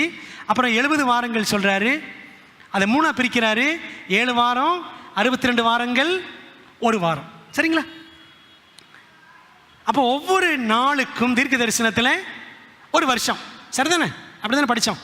அப்போ 490 70 வாரங்கள் என்றால் 490 நாட்கள் அல்லது வருஷங்கள். 490 வருஷங்கள். இந்த 490 வருஷங்களை எப்படி பிரிக்கிறார் கேப்ரியல்? 7 வாரம். அப்போ 7 எல்லாம் 49 வருஷம் பிரிக்கிறார். ரெண்டாவது எப்படி பிரிச்சாரு? 62 வாரங்கள். 62 × 7 434 வருஷங்கள் பிரிக்கிறார். அப்புறம் கடைசியில் ஒரு வாரம், அதாவது 7 வருஷங்கள். அப்போ 49 + 434 + 7 மொத்தம் எத்தனை? 490 வருஷங்கள். அப்போ ஆண்டவர் இந்த யூத ஜனங்களுக்காக இந்த கேப்ரியல் தூதன் மூலம் சொன்ன செய்தி அப்படின்னா, உன் ஜனத்தின் மேலும் உன் பரிசுத்த நகரத்தின் மேலும் 70 வாரங்கள் செல்லும்படி குறிக்கப்பட்டிருக்கிறது அப்படின்னு படிக்கிறோம். 9:24 குறிக்கப்பட்டிருக்கிறது. குறிக்கப்பட்டிருக்கிறது அப்படின்றத நீங்கள் மூல பாஷையில் படிச்சீங்கன்னா ஒரிஜினலில் போட்டிருக்கு சத்தாக் அப்படின்னு போட்டிருக்கு. சத்தாக், CHATAK, சத்தாக். சத்தாக்னு என்ன? நம்ம என்ன சொல்லுவோம்? எப்படி குத்தலாம்? சத்தாக்கு அப்படி சொல்லுவோம்ல, அதே வார்த்தை அங்கே இருக்கு. சத்தாக் அப்படின்னா வெட்டப்பட்டிருக்கிறதுன்னு அர்த்தம். வெட்டப்பட்டு, கட் ஆஃப் அப்படின்னு அர்த்தம். உன் ஜனத்தின் மேலும் உன் பரிசுத்த நகரத்தின் மேலும் 70 வாரங்கள் செல்லும்படி வெட்டப்பட்டிருக்கிறது. பார்த்தீங்களா? ஏற்கனவே ஒரு கணக்கை பற்றி தானியேல் குழம்பிட்டு இருக்கிறாரு. இந்த குழப்பத்தில் கேப்ரியல் தூதன் வந்து ஒரு புது கணக்கை சொல்றார். என்ன கணக்கு? 70 வாரங்கள், 490 நாட்கள் அல்லது 490 வருஷங்கள். சரிங்களா? அப்போ நம்ம பார்த்தோம் வெட்டப்பட்டிருக்கிறதுன்னு சொல்றார். ஏற்கனவே எதை பற்றி தான் கேப்ரியல் பேசிட்டு இருக்கிறாரு? 2300 ஆப்பங்களை பற்றி பேசிட்டு இருக்கு. 2300 வருஷங்கள். அப்போ எதிலிருந்து வெட்டப்பட்டிருக்க வேண்டும்? அந்த 2300 ஆண்டுகள் தரிசனத்திலிருந்து தான் இந்த 490 வருஷங்கள் வெட்டப்பட்டிருக்கிறது. யாருக்காக? யூத ஜனங்களுக்காக, எருசலேமுக்காக. என்ன அர்த்தம்னா, இந்த யூத ஜனங்களுக்கான கிருபையின் காலம் 490 வருஷங்கள். ஒரு காரியத்தை நம்ம பார்த்து இந்த 2300 ஆப்பகளை பார்த்து முடிக்க போகிறோம். இந்த 2300 ஆப்பகள் தரிசனத்தில் 6 முக்கியமான பகுதிகள். நல்லா அந்த அந்த அந்த பிரிவை மட்டும் கணக்கை வச்சுக்க உங்களுக்கு புரிஞ்சிடும். கேப்ரியல் வந்து எத்தனை விஷயம் சொன்னார்? 24ஆம் வசனத்தில் 6 விஷயங்கள் சொன்னார். சரிதானே? பாவங்களை தொலைக்கிறதுக்கும், அக்கிரமங்களை நிவர்த்தி பண்ணுறதுக்கும், நித்திய நீதியை வருவிக்கிறதுக்கும் ஒரு 6 காரியங்கள் சொன்னார். எல்லாமே இயேசு கிறிஸ்துவை பற்றிய அவருடைய ஊழியங்கள். அப்புறம் 70 வாரங்கள் சொல்கிறாரு. அது எப்படி பிரித்தார்? 3ஆ பிரித்தார். 7 வாரம், 62 வாரம், ஒரு வாரம். சரிங்களா? 49 வருஷம், 434 வருஷம், அப்புறம் 7 வருஷம், மொத்தம் 490 ஆண்டுகள். இப்போ இந்த 2300 ஆப்பகளை 6 பகுதிகளாக, 6 முக்கிய பகுதிகளாக பிரித்து நாம் படித்தால் நமக்கு நியாய தீர்ப்பு, பரலோக நியாய தீர்ப்பு ஆரம்பிக்கிற தேதி நமக்கு கிடைக்கும். சரிங்களா பிரியமானவர்களே? 2300 ஆப்பங்களை விளக்க வந்த கேப்ரியல் 70 வார தரிசனத்தில் இருந்து தொடங்குகிறான். யூத ஜனங்களுக்கான கிருபையின் காலமாக 70 வாரங்கள் வெட்டப்பட்டிருக்கிறது என்று அவன் சொன்ன அர்த்தம் என்ன அர்த்தம் அப்படின்னா, இந்த 70 வாரங்கள் என்ற சிறிய கால அளவு, 490 வருஷங்கள் என்ற சிறிய கால அளவு பெரிய கால அளவாகிய 2300 ஆண்டுகளிலிருந்து வெட்டப்பட்டது என்று பொருள். சரிங்களா? இப்போ அதை சொல்லிட்டு அந்த விளக்கத்திற்குள்ளாக அவர் செல்லுகிறார். 9:25 பாருங்க. இப்போதும் நீ அறிந்து கொள்ள வேண்டியது என்னவென்றால், எருசலேமை திரும்ப எடுப்பித்து கட்டுவதற்கான கட்டளை வெளிப்படுவது முதல். 2300 ராப்பகலில் 6 முக்கியமான பகுதிகள். முதலாவது பகுதி, எருசலேமை திரும்ப கட்டுவதற்கான கட்டளை வெளிப்பட்ட ஆண்டு. வெளிப்பட்ட ஆண்டு எருசலேமை, ஏன்னா எருசலேமை பாழாக்கிட்டான்ல நேபுகாத்நேச்சார், ஒன்றெல்லாம் போச்சு, மண்மேடுகளாகி விட்டது, பாழாய் கிடக்கிறது. அதை திரும்ப எடுப்பித்து கட்டணும். அதற்கான கட்டளை மேதிய பெர்சிய ராஜ்யத்தில் தான் வெளிப்பட்டது. சரிங்களா? அந்த கட்டளையை கொண்டு வந்தது யாருன்னு பார்த்தீங்கன்னா அர்தசாஷ்டா ராஜா. தன்னுடைய 7ஆம் வருஷத்தில், அவன் ஆட்சி புரியக்கூடிய 7ஆம் வருஷத்தில் அவன் அந்த ஆணையை பிறப்பித்தான் அப்படின்னு தானியேல் எஸ்ரா 7:7, எஸ்ரா 6:14 வாசிக்கிறோம். எஸ்ரா 7:7, எஸ்ரா 6:14 வாசிக்கிறோம். சரித்திரம் அந்த தேதி என்னன்னு சொல்லுதுன்னா கிமு 457ஆம் வருஷம். கிமு 457 தான் எருசலேமை திரும்ப கட்டுங்கள் என்ற ஆணையை அர்தசாஷ்டா ராஜா தன்னுடைய ஆட்சியின் 7ஆம் வருஷத்தில் அவன் பிறப்பித்தான். அந்த வருஷம் கிமு 457. அவன் அரசனான வருஷம் கிமு 464. அப்படியானால் அவனுடைய 7ஆம் வருஷம் கிமு 457 என்று சரித்திரம் சொல்லுகிறது. அப்போ என்ன பார்க்குறோன்னா, கிமு 457 தான் 2300 ராப்புகளுக்கும் தொடக்கம். அந்த தரிசன தொடக்கம் அதுதான். 490 ஆண்டுகளுக்கான தொடக்கமும் ரெண்டுக்குமே ஒரே தொடக்கம், கிமு 457ஆம் வருஷம் அப்படின்னு பார்க்குறோம். அப்போ எந்த காலத்தில் தொடங்குது? எந்த ராஜ்யத்தின் காலத்தில்? மேதிய பெர்சிய ராஜ்யத்தின் காலத்தில் தான் இந்த 2300 ராப்பகலும் 490 வருஷமும் ஆரம்பிக்கிறது. இது முதல் பகுதி. 2300 ராப்பகலில் முதல் பகுதி. எருசலேமை திரும்ப கட்டுவதற்கான கட்டளை வெளிப்பட்ட ஆண்டு எந்த ஆண்டு? கிமு 457ஆம் வருஷம். ரெண்டாவது, நான் வேகமாக சொல்லுகிறேன். ரெண்டாவது, எருசலேமை திரும்ப கட்டி முடிக்கப்பட்ட ஆண்டு. பாருங்க, வசனம் சொல்லுது, அந்த கட்டளை வெளிப்படுவது முதல் பிரபுவாகிய மேசியா வரை மட்டும் 7 வாரமும் 62 வாரம் செல்லும். அவைகளில் வீதிகளும் அலங்கங்களும் மறுபடியும் கட்டப்படும். ஆனாலும் இடுக்கமான காலங்களில் இப்படியாகும். ஒரு இடுக்கமான காலகட்டம். அந்த காலகட்டத்தில் அந்த முதல் 7 வாரம் என்று சொல்லப்பட்டிருக்கிறதே, 7 வாரமாகிய 49 ஆண்டுகளில் அந்த கஷ்டமான காலகட்டங்களில் எருசலேம் திரும்பவும் கட்டப்படும். அதை படிக்கணும்னா எஸ்ரா நெகேமியா புத்தகத்தை படிக்கணும், ஆகாய் சகரியா எல்லாம் படிக்கணும். சரிங்களா? அந்த காலகட்டத்தில் எஸ்ரா நெகேமியா எல்லாம் கடும் முயற்சி செய்து எருசலேமை திரும்பவும் கட்டினார்கள். 7 வாரம் என்னும் 49 ஆண்டுகள், 49 இயர்ஸ், 49 ஆண்டுகள் கழித்து எருசலேம் திரும்ப கட்டி முடிக்கப்பட்டது. பாபிலோனிலிருந்து எருசலேமுக்கு வந்த யூதர்கள் அதை செய்து முடித்தார்கள். சரிங்களா? அப்போ இந்த 7 வாரம் 49 ஆண்டுகள் நம்ம எங்கே கொண்டாந்து முடிக்கும் விடும்? எங்கே கொண்டு வந்து விடும் என்றால் கிமு 408 கொண்டாந்து விடும். 457 கிமு 408 வரைக்கும் 49 ஆண்டுகள் எருசலேமை திரும்ப கட்டுவதற்கு. இது ரெண்டாவது. சரி, மூணாவது காரியம் என்ன?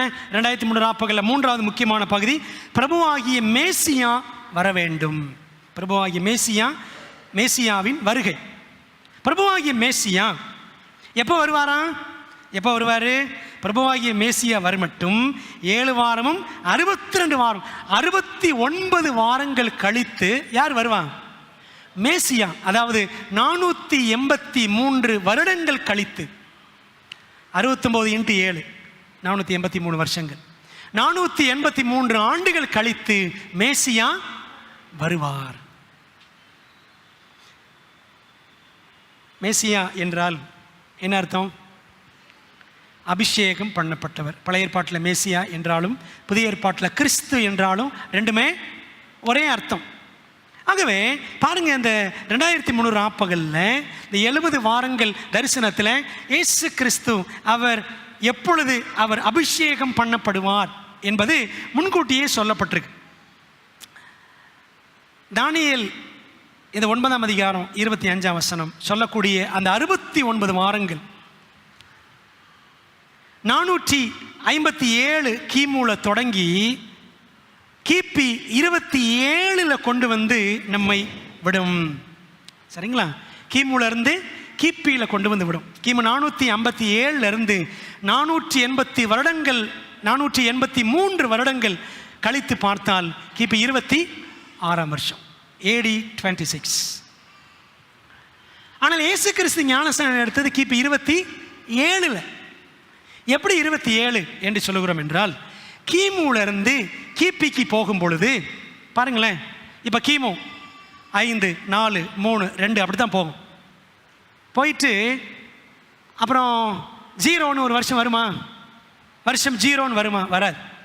அப்போ கிமு 5 4 3 2 1, அப்புறம் கிபி 1 2 3 4 அப்படி தான் போகும். ஆக கிமுல இருந்து கிபிக்கு போகும் பொழுது பொதுவான ஒரு விதி என்னவென்றால், +1 கூட்டிக்கணும். 1 என்ன செய்யணுமா? கூட்டிக் கொள்ள வேண்டும். ஆகவே கிமு 457 எருசலேமை திரும்ப கட்டுவதற்கான கட்டளை பிறப்பிக்கப்பட்டது. அதிலிருந்து 49 வருடங்கள் கழித்து எருசலேம் திரும்ப கட்டி முடிக்கப்பட்டது. கிமு 408 முடிஞ்சிச்சு. அதிலிருந்து 62 வாரங்கள் கழித்து கிபி 26க்கு வரும். 1 கூட்டிக் கொள்ள வேண்டும். கிபி 27 இயேசு கிறிஸ்து ஞானஸ்நானம் எடுத்தது கிபி 27ஆம் வருஷம். அவர் மேசியாவாக அபிஷேகம் பண்ணப்பட்டது கிபி 27. திபேரியு ராயன் அவன் ஆட்சி செய்த காலத்தில், ரோமாபுரியின் ராயனாக சக்கரவர்த்தியாக இருந்த காலகட்டத்தில் இயேசு கிறிஸ்து அபிஷேகம் பண்ணப்பட்டார். நீங்கள் லூக்கா 3:1 3:21 படித்து பாருங்க. திபேரியு ராயன் அரசாண்ட 15ஆம் வருஷத்தில் அப்படின்னு பைபிள் சொல்லுது. அவனுடைய 15ஆம் வருஷம் எதுன்னா சரித்திரத்தில் வாசிக்கிறோம் கிபி 27ஆம் வருஷம். ஆகவே இயேசு கிறிஸ்து கிபி 27ஆம் ஆண்டிலே அவர் மேசியாவாக அபிஷேகம் பண்ணப்பட்டார். பரிசுத்தாவியவர் இறங்கினார்ல, பரிசுத்தாவியவர் இறங்கினார். நசரேனா இயேசுவை தேவன் பரிசுத்தாவியினாலும் வல்லமையினாலும் அபிஷேகம் பண்ணினார். அப்போஸ்தலர் 10:38 வாசிக்கிறோம். அதனால தான் இயேசு சொன்னார், காலம் நிறைவேறிற்று என்று. மார்க் 1:15 அவர் ஞானஸ்நானம் எடுத்ததுக்கு பிறகு சொன்னார். காலம் நிறைவேறிற்றுன்னு சொன்ன உடனே எதை அவர் சுட்டி காண்பித்தார்? தானியேல் 8-9ஆம் அதிகாரங்களில் சொல்லப்பட்ட 2300 ராப்பகலில் ஒரு பகுதி நிறைவேறியது அப்படின்னு கிறிஸ்து சொன்னார். பிரியமானவர்களே, ஆக தானியேல் 9:25 படி 69 வாரங்கள் என்பது நிறைவேறின 483 வருடங்களை சுட்டி காட்டுகிறது. அவனுடைய வேதாகமம் எவ்வளோ அற்புதமான புத்தகம் பார்த்தீங்களா? இயேசு கிறிஸ்து பிறக்கிறதுக்கு, அவர் அபிஷேகம் பண்ணுவதற்கு 500 ஆண்டுகளுக்கு முன்பாகவே மேசியா வருவார். யார் அந்த மேசியா? இயேசு கிறிஸ்து. அவர் அபிஷேகம் பண்ணப்படுவார் எப்போ? கிபி 27ஆம் வருஷத்தில் என்று அந்த துல்லியமான வருஷத்தை முன்கூட்டியே தானியேல் காலத்தில் சொல்லி வைத்தது அது அப்படியே நிறைவேறியது. நம்முடைய பாவங்களை நிவர்த்தி செய்யக்கூடிய கிருபாதார பலியாக இயேசு என்ன செய்தார்? மெய்யான தெய்வமாக இந்த பூமியிலே வெளிப்பட்டார் என்று இந்த தானியேல் 9ஆம் அதிகாரம், இந்த 70 வார தீர்க்க தரிசனம், இந்த 2300 ராப்பகல் தரிசனம் நமக்கு தெரியப்படுத்துகிறது. ஆக 3 காரியங்கள் பார்த்துட்டோம் 2300 ராப்பகலில். முதல் பகுதி என்ன? எருசலேமை திரும்ப கட்டுவதற்கு கட்டளை வெளிப்பட்ட ஆண்டு கிமு 457. ரெண்டாவது, எருசலேம் திரும்ப கட்டி முடிக்கப்பட்ட ஆண்டு கிமு 408. மூணாவது, பிரபுவாகி மேசியாவின் வருகை கிபி 27. நாலாவது என்ன அப்படின்னா, வசனம் சொல்லுது தானியேல் 9:26 அந்த 62 வாரங்களுக்கு பின்பு மேசியா சங்கரிக்கப்படுவார். மேசியா சங்கரிக்கப்படுதல் எப்போ சங்கரிக்கப்படுவார்? அப்போ 69 வாரங்கள் முடிஞ்சிச்சு. இன்னும் எத்தனை வாரம் இருக்கு? ஒரே ஒரு வாரம் இருக்கிறது. 27ஆம் வசனம் சொல்லுது, அவர் ஒரு வாரம் அளவும் அநேகருக்கு உடன்படிக்கை உறுதிப்படுத்தி அந்த வாரம் பாதி சென்ற போது பலியையும் காணிக்கையும் ஒழிய பண்ணுவார். ஒரே ஒரு வாரம் இருக்குது 70 வாரங்களில். அந்த ஒரு வாரம் என்றால் 7 வருஷங்கள். அதில் பாதி என்ன 3 வருஷம். 3 வருஷம் முடிஞ்ச பிற்பாடு அவர் மேசியா சங்கரிக்கப்படுவார். கிபி 27 அபிஷேகம் பெற்றார். சங்கரிக்கப்படுவது 3 வருஷம் கழிச்சு எங்கே வந்து விடும்? கிபி 31ஆம் வருஷம். இயேசு கிறிஸ்து எப்பொழுது எந்த வருஷம் சிலுவையில் மரிப்பார்னு சொல்லிட்டு முன்கூட்டியே தீர்க்க தரிசனம் சொல்லி வைத்திருக்கிறது பழைய ஏற்பாட்டில். அன்பானவர்களே, கிறிஸ்து ஞானஸ்நானம் பெற்றது முதல் 3 வருஷம் ஊழியம் செய்தார். அவரது மரணம் பழைய ஏற்பாட்டு வழிமுறைகளுக்கு முடிவு கட்டியது. சரிதானே?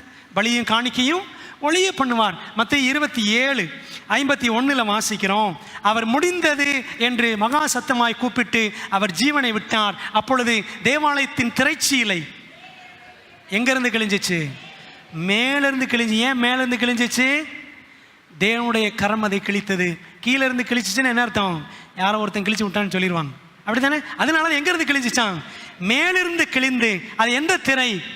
மகா பரிசுத்தலத்தையும் பரிசுத்த ஸ்தலத்தையும் பிரிக்கக்கூடிய அந்த 3வது திரை.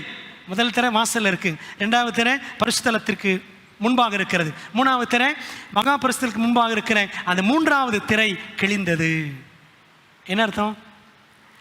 இனிமேல் வருஷத்துக்கு ஒரு முறை பலி செலுத்தக்கூடிய, தினம் பலி செலுத்துவதும் வருஷத்துக்கு ஒரு முறை பலி செலுத்துவதும் அவசியம் இல்லை.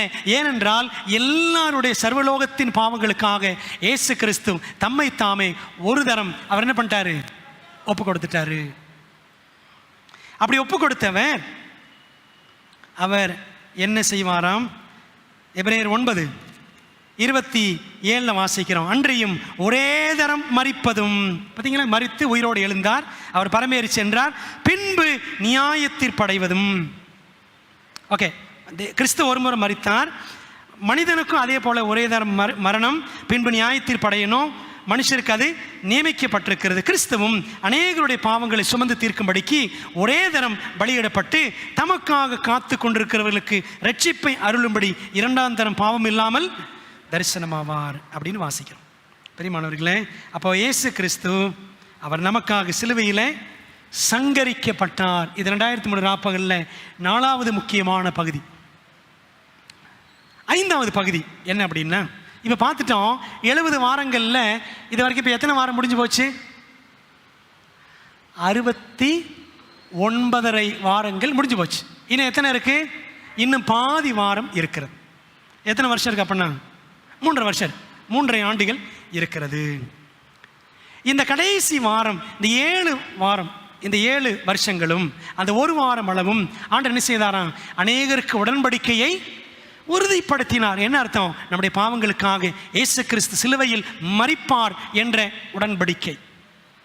அவர் மரித்தார். அவர்தான் பாவங்களுக்காக மரித்த தேவாட்டுக்குட்டி என்பதை அந்த 3 வருஷங்களுக்கு அப்புறம் யார் எல்லாருக்கும் போய் சொன்னாங்க? சீஷர்கள், அப்போஸ்தலர்கள் எல்லாருக்கும் போய் பிரசங்கம் பண்ணாங்க. ஸ்தேவான் பிரசங்கம் பண்ணார். நீங்கள் ஜீவாதிபதியை என்ன செஞ்சிட்டீங்க? சிலுவையில் கொலை செய்தீர்கள் அப்படின்னு அப்போஸ்தலர் 7ஆம் அதிகாரத்தில் ஸ்தேவான் பிரசங்கம் பண்ணாரு. ஸ்தேவான் என்ன பண்ணிட்டாங்க? கல்லெறிந்து கொன்றார்கள். அப்போ இந்த 2300 ராப்பகலில் 5வது முக்கியமான பகுதி ஸ்தேவான் கல்லெறியப்படுதல். கிபி 34ஆம் வருஷம். அவர்கள் யூதர்கள் ஸ்தேவானை கல்லெறிந்து கொன்ற போது, கிபி 34ஆம் வருஷத்தில் கொன்ற போது இயேசுவை அதிகாரப்பூர்வமாக நிராகரித்தார்கள். சரிங்களா? நீங்கள் கணக்கு போடுங்க. கிமு 457 இருந்து கிபி 34 வரைக்கும் வந்தோம் அப்படின்னா 457ஐயும் 34ஐயும் கூட்டி பாருங்க, எவ்வளோ வரும்? 490, 91 வரும். சரிங்களா? ஆகவே யூதர்களுக்கான கிருபையின் காலம் கிமு 457 தொடங்கி அர்தசாஷ்டா அவன் எருசலேமை திரும்ப கட்டுவதற்கான ஆணை பிறப்பித்த அந்த ஆண்டிலே தொடங்கி ஸ்தேவான் கல்லெறியப்பட்ட கிபி 34ஆம் வருஷத்தில் அந்த 70 வாரங்கள் 490 வருஷங்கள் யூதர்களுக்கான கிருபையின் காலம் முடிவடைந்தது. ஆக 2300 ராப்பகலில் முதல் பகுதி என்னது? முதல் பகுதி என்ன? 70 வாரங்கள் அல்லது 490 வருஷங்கள். சரிதானே? 457 கிமுல தொடங்கி கிபி 34 முடிந்தது. இப்போ 490 ஆண்டுகள் போயிடுச்சு. சரிதானே? முதலாம் பகுதி 490 ஆண்டுகள் யூதர்களுக்கான கிருபையின் காலம். இப்போ சொல்லுங்க, 2300 490 ஆண்டுகள் போய்விட்டால் மீதி எத்தனை ஆண்டுகள் இருக்கிறது? 1810 ஆண்டுகள் இருக்கின்றன. என்னாச்சு தெரியுமா? யூதர்களுக்கான கிருபையின் காலம் கிபி 34 யூதர்கள் எல்லாரும் சேர்ந்து ஸ்தேவானை கொலை செய்தார், கல்லறிந்து கொன்றார்கள். அதுக்கப்புறம் சுவிசேஷம் எங்கே போச்சு? புறஜாதியாருக்கு போக ஆரம்பித்தது. சரிங்களா? யூதர்களுக்கான ஆண்டவர் கிருபை எவ்வளோ கொடுத்து அவர்கள் அதை நிராகரித்தார்கள். பாருங்களேன், அப்போஸ்தலர் 7ஆம் அதிகாரத்தில் ஸ்தேவானை கொலை பண்ணுறாங்க. 8ஆம் அதிகாரம் சமாரியாவில் பிலிப்பு பிரசங்கம் பண்ணுறார். சமாரியா ஒரு புறஜாதி பட்டணம். 9ஆம் அதிகாரம் புறஜாதிகளுக்கு அப்போஸ்தலனாக பவுலை தேவன் தெரிந்து கொள்கிறார். 10ஆம் அதிகாரம் பேதுரு என்ன செய்கிறார்? அப்போஸ்தலர் 10 கொர்நேலியு ஒரு ரோம நூற்றுக்கதிபதி, அவன் வீட்டில் இருக்கிற எல்லாருக்கும் சத்தியம் சொல்றார். விளங்குது அவங்களுக்கு? புறஜாதிகளுக்கு சத்தியம் போக ஆரம்பித்தது. அது ஒரு வசனத்தில் படிக்கலாம். அப்போஸ்தலர் 13:46 பாருங்க. ஒரே ஒரு வசனம், முக்கியமான வசனம், மறக்கவே கூடாது. அப்போஸ்தலர் 13:46 வசனம். அப்போஸ்தலர் 13:40. அப்பொழுது பவுலும் பர்னபாவும் தைரியம் கொண்டு அவர்களை நோக்கி, யூத ஜனக்கூட்டத்தை நோக்கி, முதலாவது உங்களுக்கே தேவ வசனத்தை சொல்ல வேண்டியதாக இருந்தது. அதுதான் ஆண்டவர் சொன்னார். சார் கூட காணிக்கை டைமில் சொன்னாங்க, காணாமல் போன இஸ்ரவேல் வீட்டாரிடத்திற்கு போங்கள். ஏன்னா அவங்களுக்கு தான் கிருபையின் காலம் 490 வருஷம். உங்களுக்கே தேவ வசனத்தை முதலாவது சொல்ல வேண்டியதாக இருந்தது. நீங்களோ அதை தள்ளி உங்களை நித்திய ஜீவனுக்கு அபாத்திரராக தீர்த்து கொள்ளுகிறபடினால் இதோ நாங்கள் எங்க போறோம்? புறஜாதியாரிடத்தில் போகிறோம். என்ன அர்த்தம் தெரியுமா? கிபி 34 ஸ்தேவான் யூதர்களால் கல்லெறிந்து கொல்லப்பட்ட பொழுது யூதர்களுக்கான கிருபையின் முடிந்தது. அதிலிருந்து சத்தியம் புறஜாதிகளுக்கு போக வேண்டும் என்று தேவன் வைத்த திட்டப்படி இப்போ கூட்டுங்க. கிபி 34 இருந்து 1810 ஆண்டுகளை கூட்டினால், ஏன்னா 2300 490 ஆண்டுகள் முடிஞ்சு போச்சு. மீதி இருக்கிறது 1810 ஆண்டுகள். அப்போது எப்போ முடிஞ்சிச்சு? 70 வாரங்கள் கிபி 34 முடிஞ்சிச்சு. மீதி இருக்கக்கூடிய 1810 ஆண்டுகளை கூட்டினால் 1810 + 34 1844. 1810 + 34 கூட்டணும்னா 1844 வருஷம். சரிங்களா? அப்போது இந்த 2300 ராப்பகலில் 5 பகுதிகள் பார்த்தோம். சரிங்களா? வரிசையாக ஞாபகம் அவங்களுக்கு குயிக்காக உங்களுக்கு நான் சொல்கிறேன். 1, எருசலேமை திரும்ப கட்டுவதற்கான கட்டளை பிறப்பிக்கப்படும் ஆண்டு 457 கிமு. 2வது, எருசலேம் திரும்ப கட்டி முடிக்கப்பட்ட ஆண்டு கிமு 408. 3வது, மேசியா பிரபுவாகி மேசியாவின் வருகை, கிறிஸ்து அபிஷேகம் பண்ணப்பட்டது கிபி 27. 4வது, அவர் சங்கரிக்கப்படுவது கிபி 31. 5வது, ஸ்தேவான் கல்லறியப்படுவது, கிருபையின் காலம் முடிவடைவது, 490 வருஷங்கள் முடிவடையுது கிபி 34. 5 முடிஞ்சு போச்சு. 6வது முக்கியமான பகுதி என்ன தெரியுமா? பரிசுத்த ஸ்தலம் சுத்திகரிக்கப்படுதல். அவன் என்னை நோக்கி 2300 ராப்பகல் 2300 வருஷங்கள் செல்லும் வரைக்கும் என்ன நடக்குமா?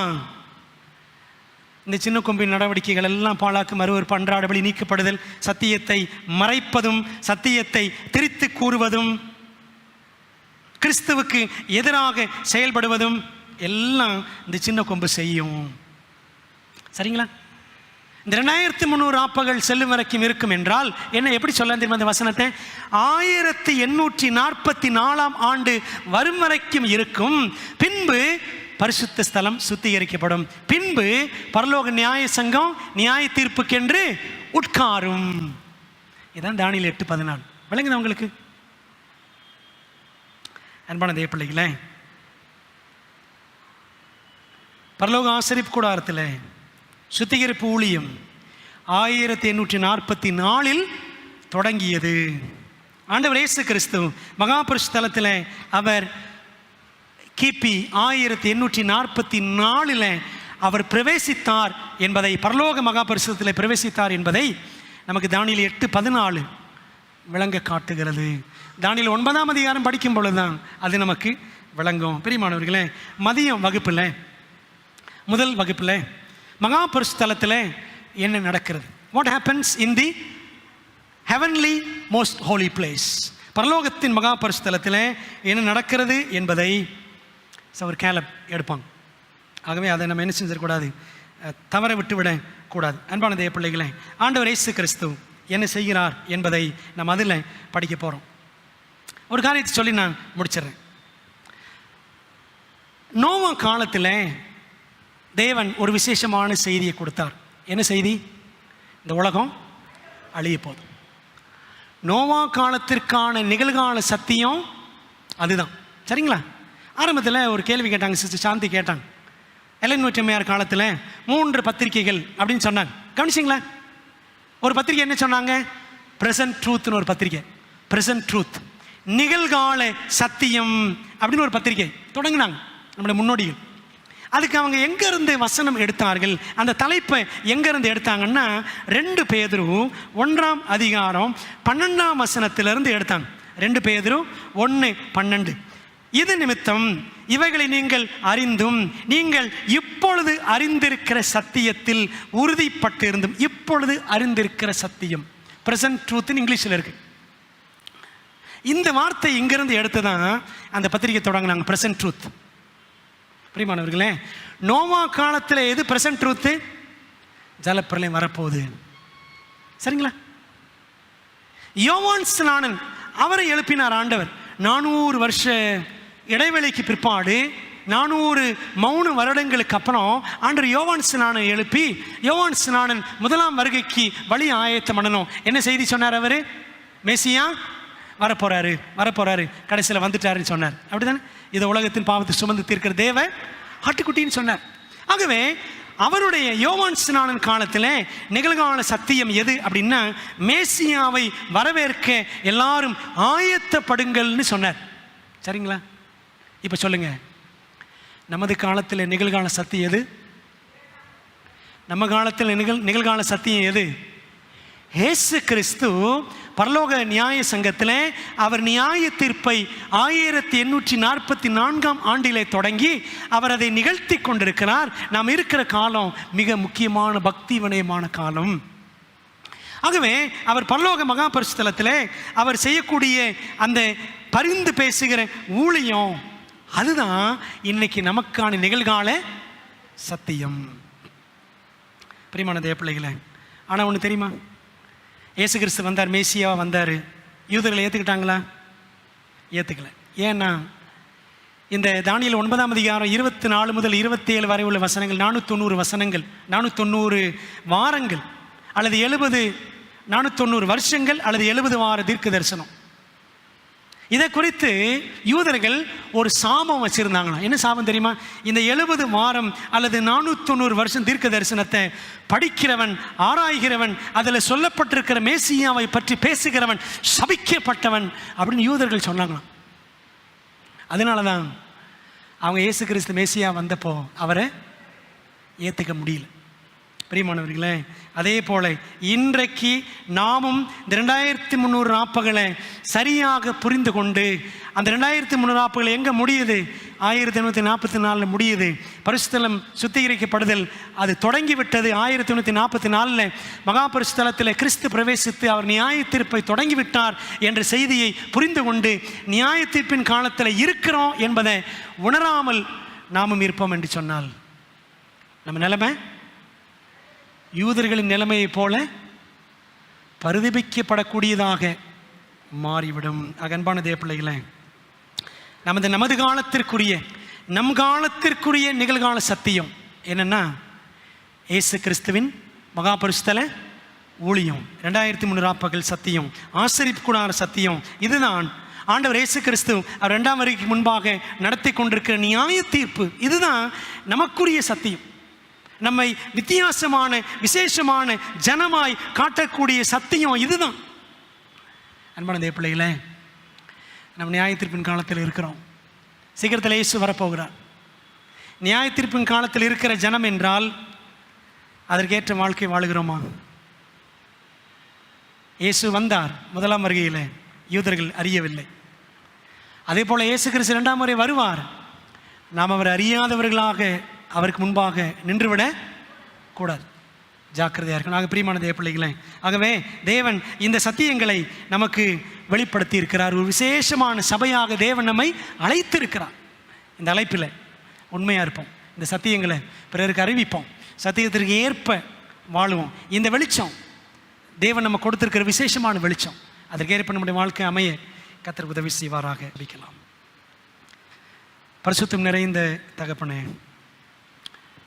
மீதமான திருச்சபை தீர்க்க தரிசனத்தின் வெளிப்பாடாக உருவான திருச்சபை, தேவ சித்தத்தின்படி ஏற்பட்ட திருச்சபை, மாபெரும் ஏமாற்றத்தின் அடிப்படையில் உருவான ஒரு திருச்சபை.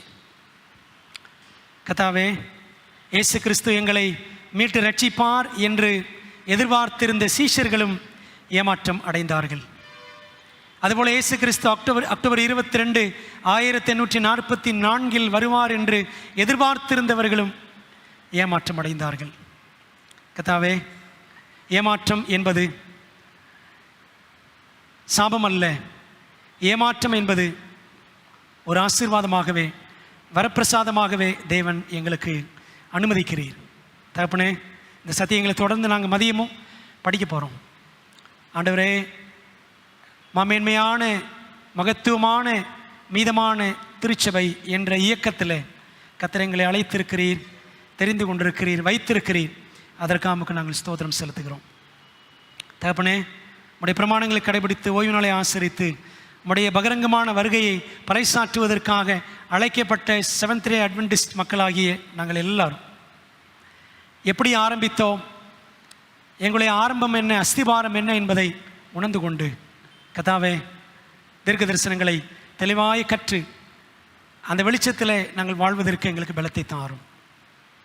வேதத்தில் மிக நீண்ட தீர்க்க தரிசனமாகிய 2300 பகல், 20ஆம் நூற்றாண்டின் மிகச்சிறந்த ஆன்மீக கண்டுபிடிப்பாகிய 2300 பகல் தரிசனம் எங்களுடைய ஆரம்பத்தை எங்களுக்கு காட்டுகிறது. ஆண்டவர் இயேசு கிறிஸ்துவின் மகா பரிசுத்த ஊழியத்தை எங்களுக்கு சுட்டி காட்டுகிறது. நியாய தீர்ப்பை எங்களுக்கு காட்டுகிறது. கர்த்தாவே, நியாய தீர்ப்பின் காலத்தில் நாங்கள் இருக்கிறோம் என்பதை உணர்ந்தவர்களாக எங்களுடைய வார்த்தையிலும் சொல்லிலும் செயலிலும் உம்மை மையப்படுத்தக்கூடிய ஒரு கிருபையை எங்களுக்கு தாரும்.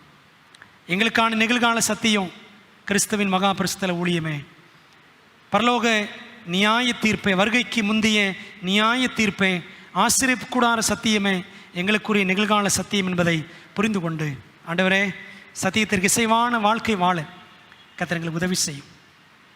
ஆண்டவரே, யூதர்கள் 70 வார தரிசனத்தை புரிந்து கொள்ளவில்லை, மேசியாவை புறக்கணித்தார்கள். நாங்களும் 2300 பகல் தரிசனத்தை புரிந்து கொள்ளாமல் தகப்பனே, கிறிஸ்துவின் நியாயசங்க ஊழியத்தை புரிந்து கொள்ளாமல் கிறிஸ்துவை நாங்கள் தொலைத்து விடாதபடி, நாங்களும் தொலைந்து போகாதபடி அப்பா எங்களை காத்துக்கொள்ளும். இந்த நாள் முழுக்க கர்த்தருடைய சமூகத்தில் உபவாசத்தோடு ஜெபிக்க வாஞ்சியோடு வந்திருக்கிற எல்லா பிள்ளைகளையும் ஆண்டவர் ஆசீர்வதிப்பீராக. கர்த்தருடைய கரத்தில் ஒப்புக் கொடுக்கிறோம். இந்த நாளில் பலவிதமான விண்ணப்பங்களோடு தேவைகளோடு வந்திருக்கிற எல்லா பிள்ளைகளையும் ஆசீர்வதியும். எல்லாருக்கும் சமாதான சந்தோஷத்தை தாரும். கண்ணீர் கவலையோடு வந்த பிள்ளைகளுக்கு ஆறுதலையும் நிம்மதியும் தந்து வழி நடத்தும். சுகவீனம் பலவீனத்தோடு வந்த பிள்ளைகளுக்கு நல்ல சுகம் பலனை நீர் தாரும்.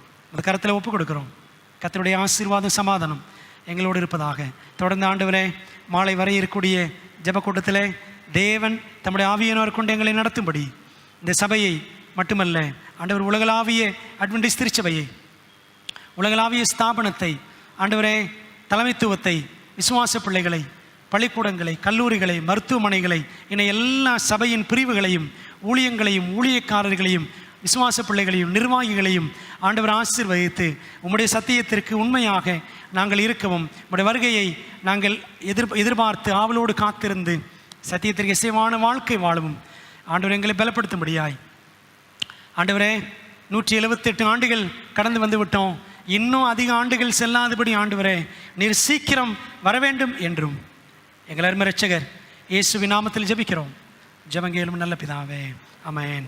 பரமண்டலங்களில் இருக்கிற எங்கள் பிதாவே, உடைய நாமம் பரிசுத்தப்படுவதாக, உடைய ராஜ்யம் வருவதாக, உடைய சித்தம் பரலோகத்திலே செய்யப்படுவது போல பூமியிலும் செய்யப்படுவதாக.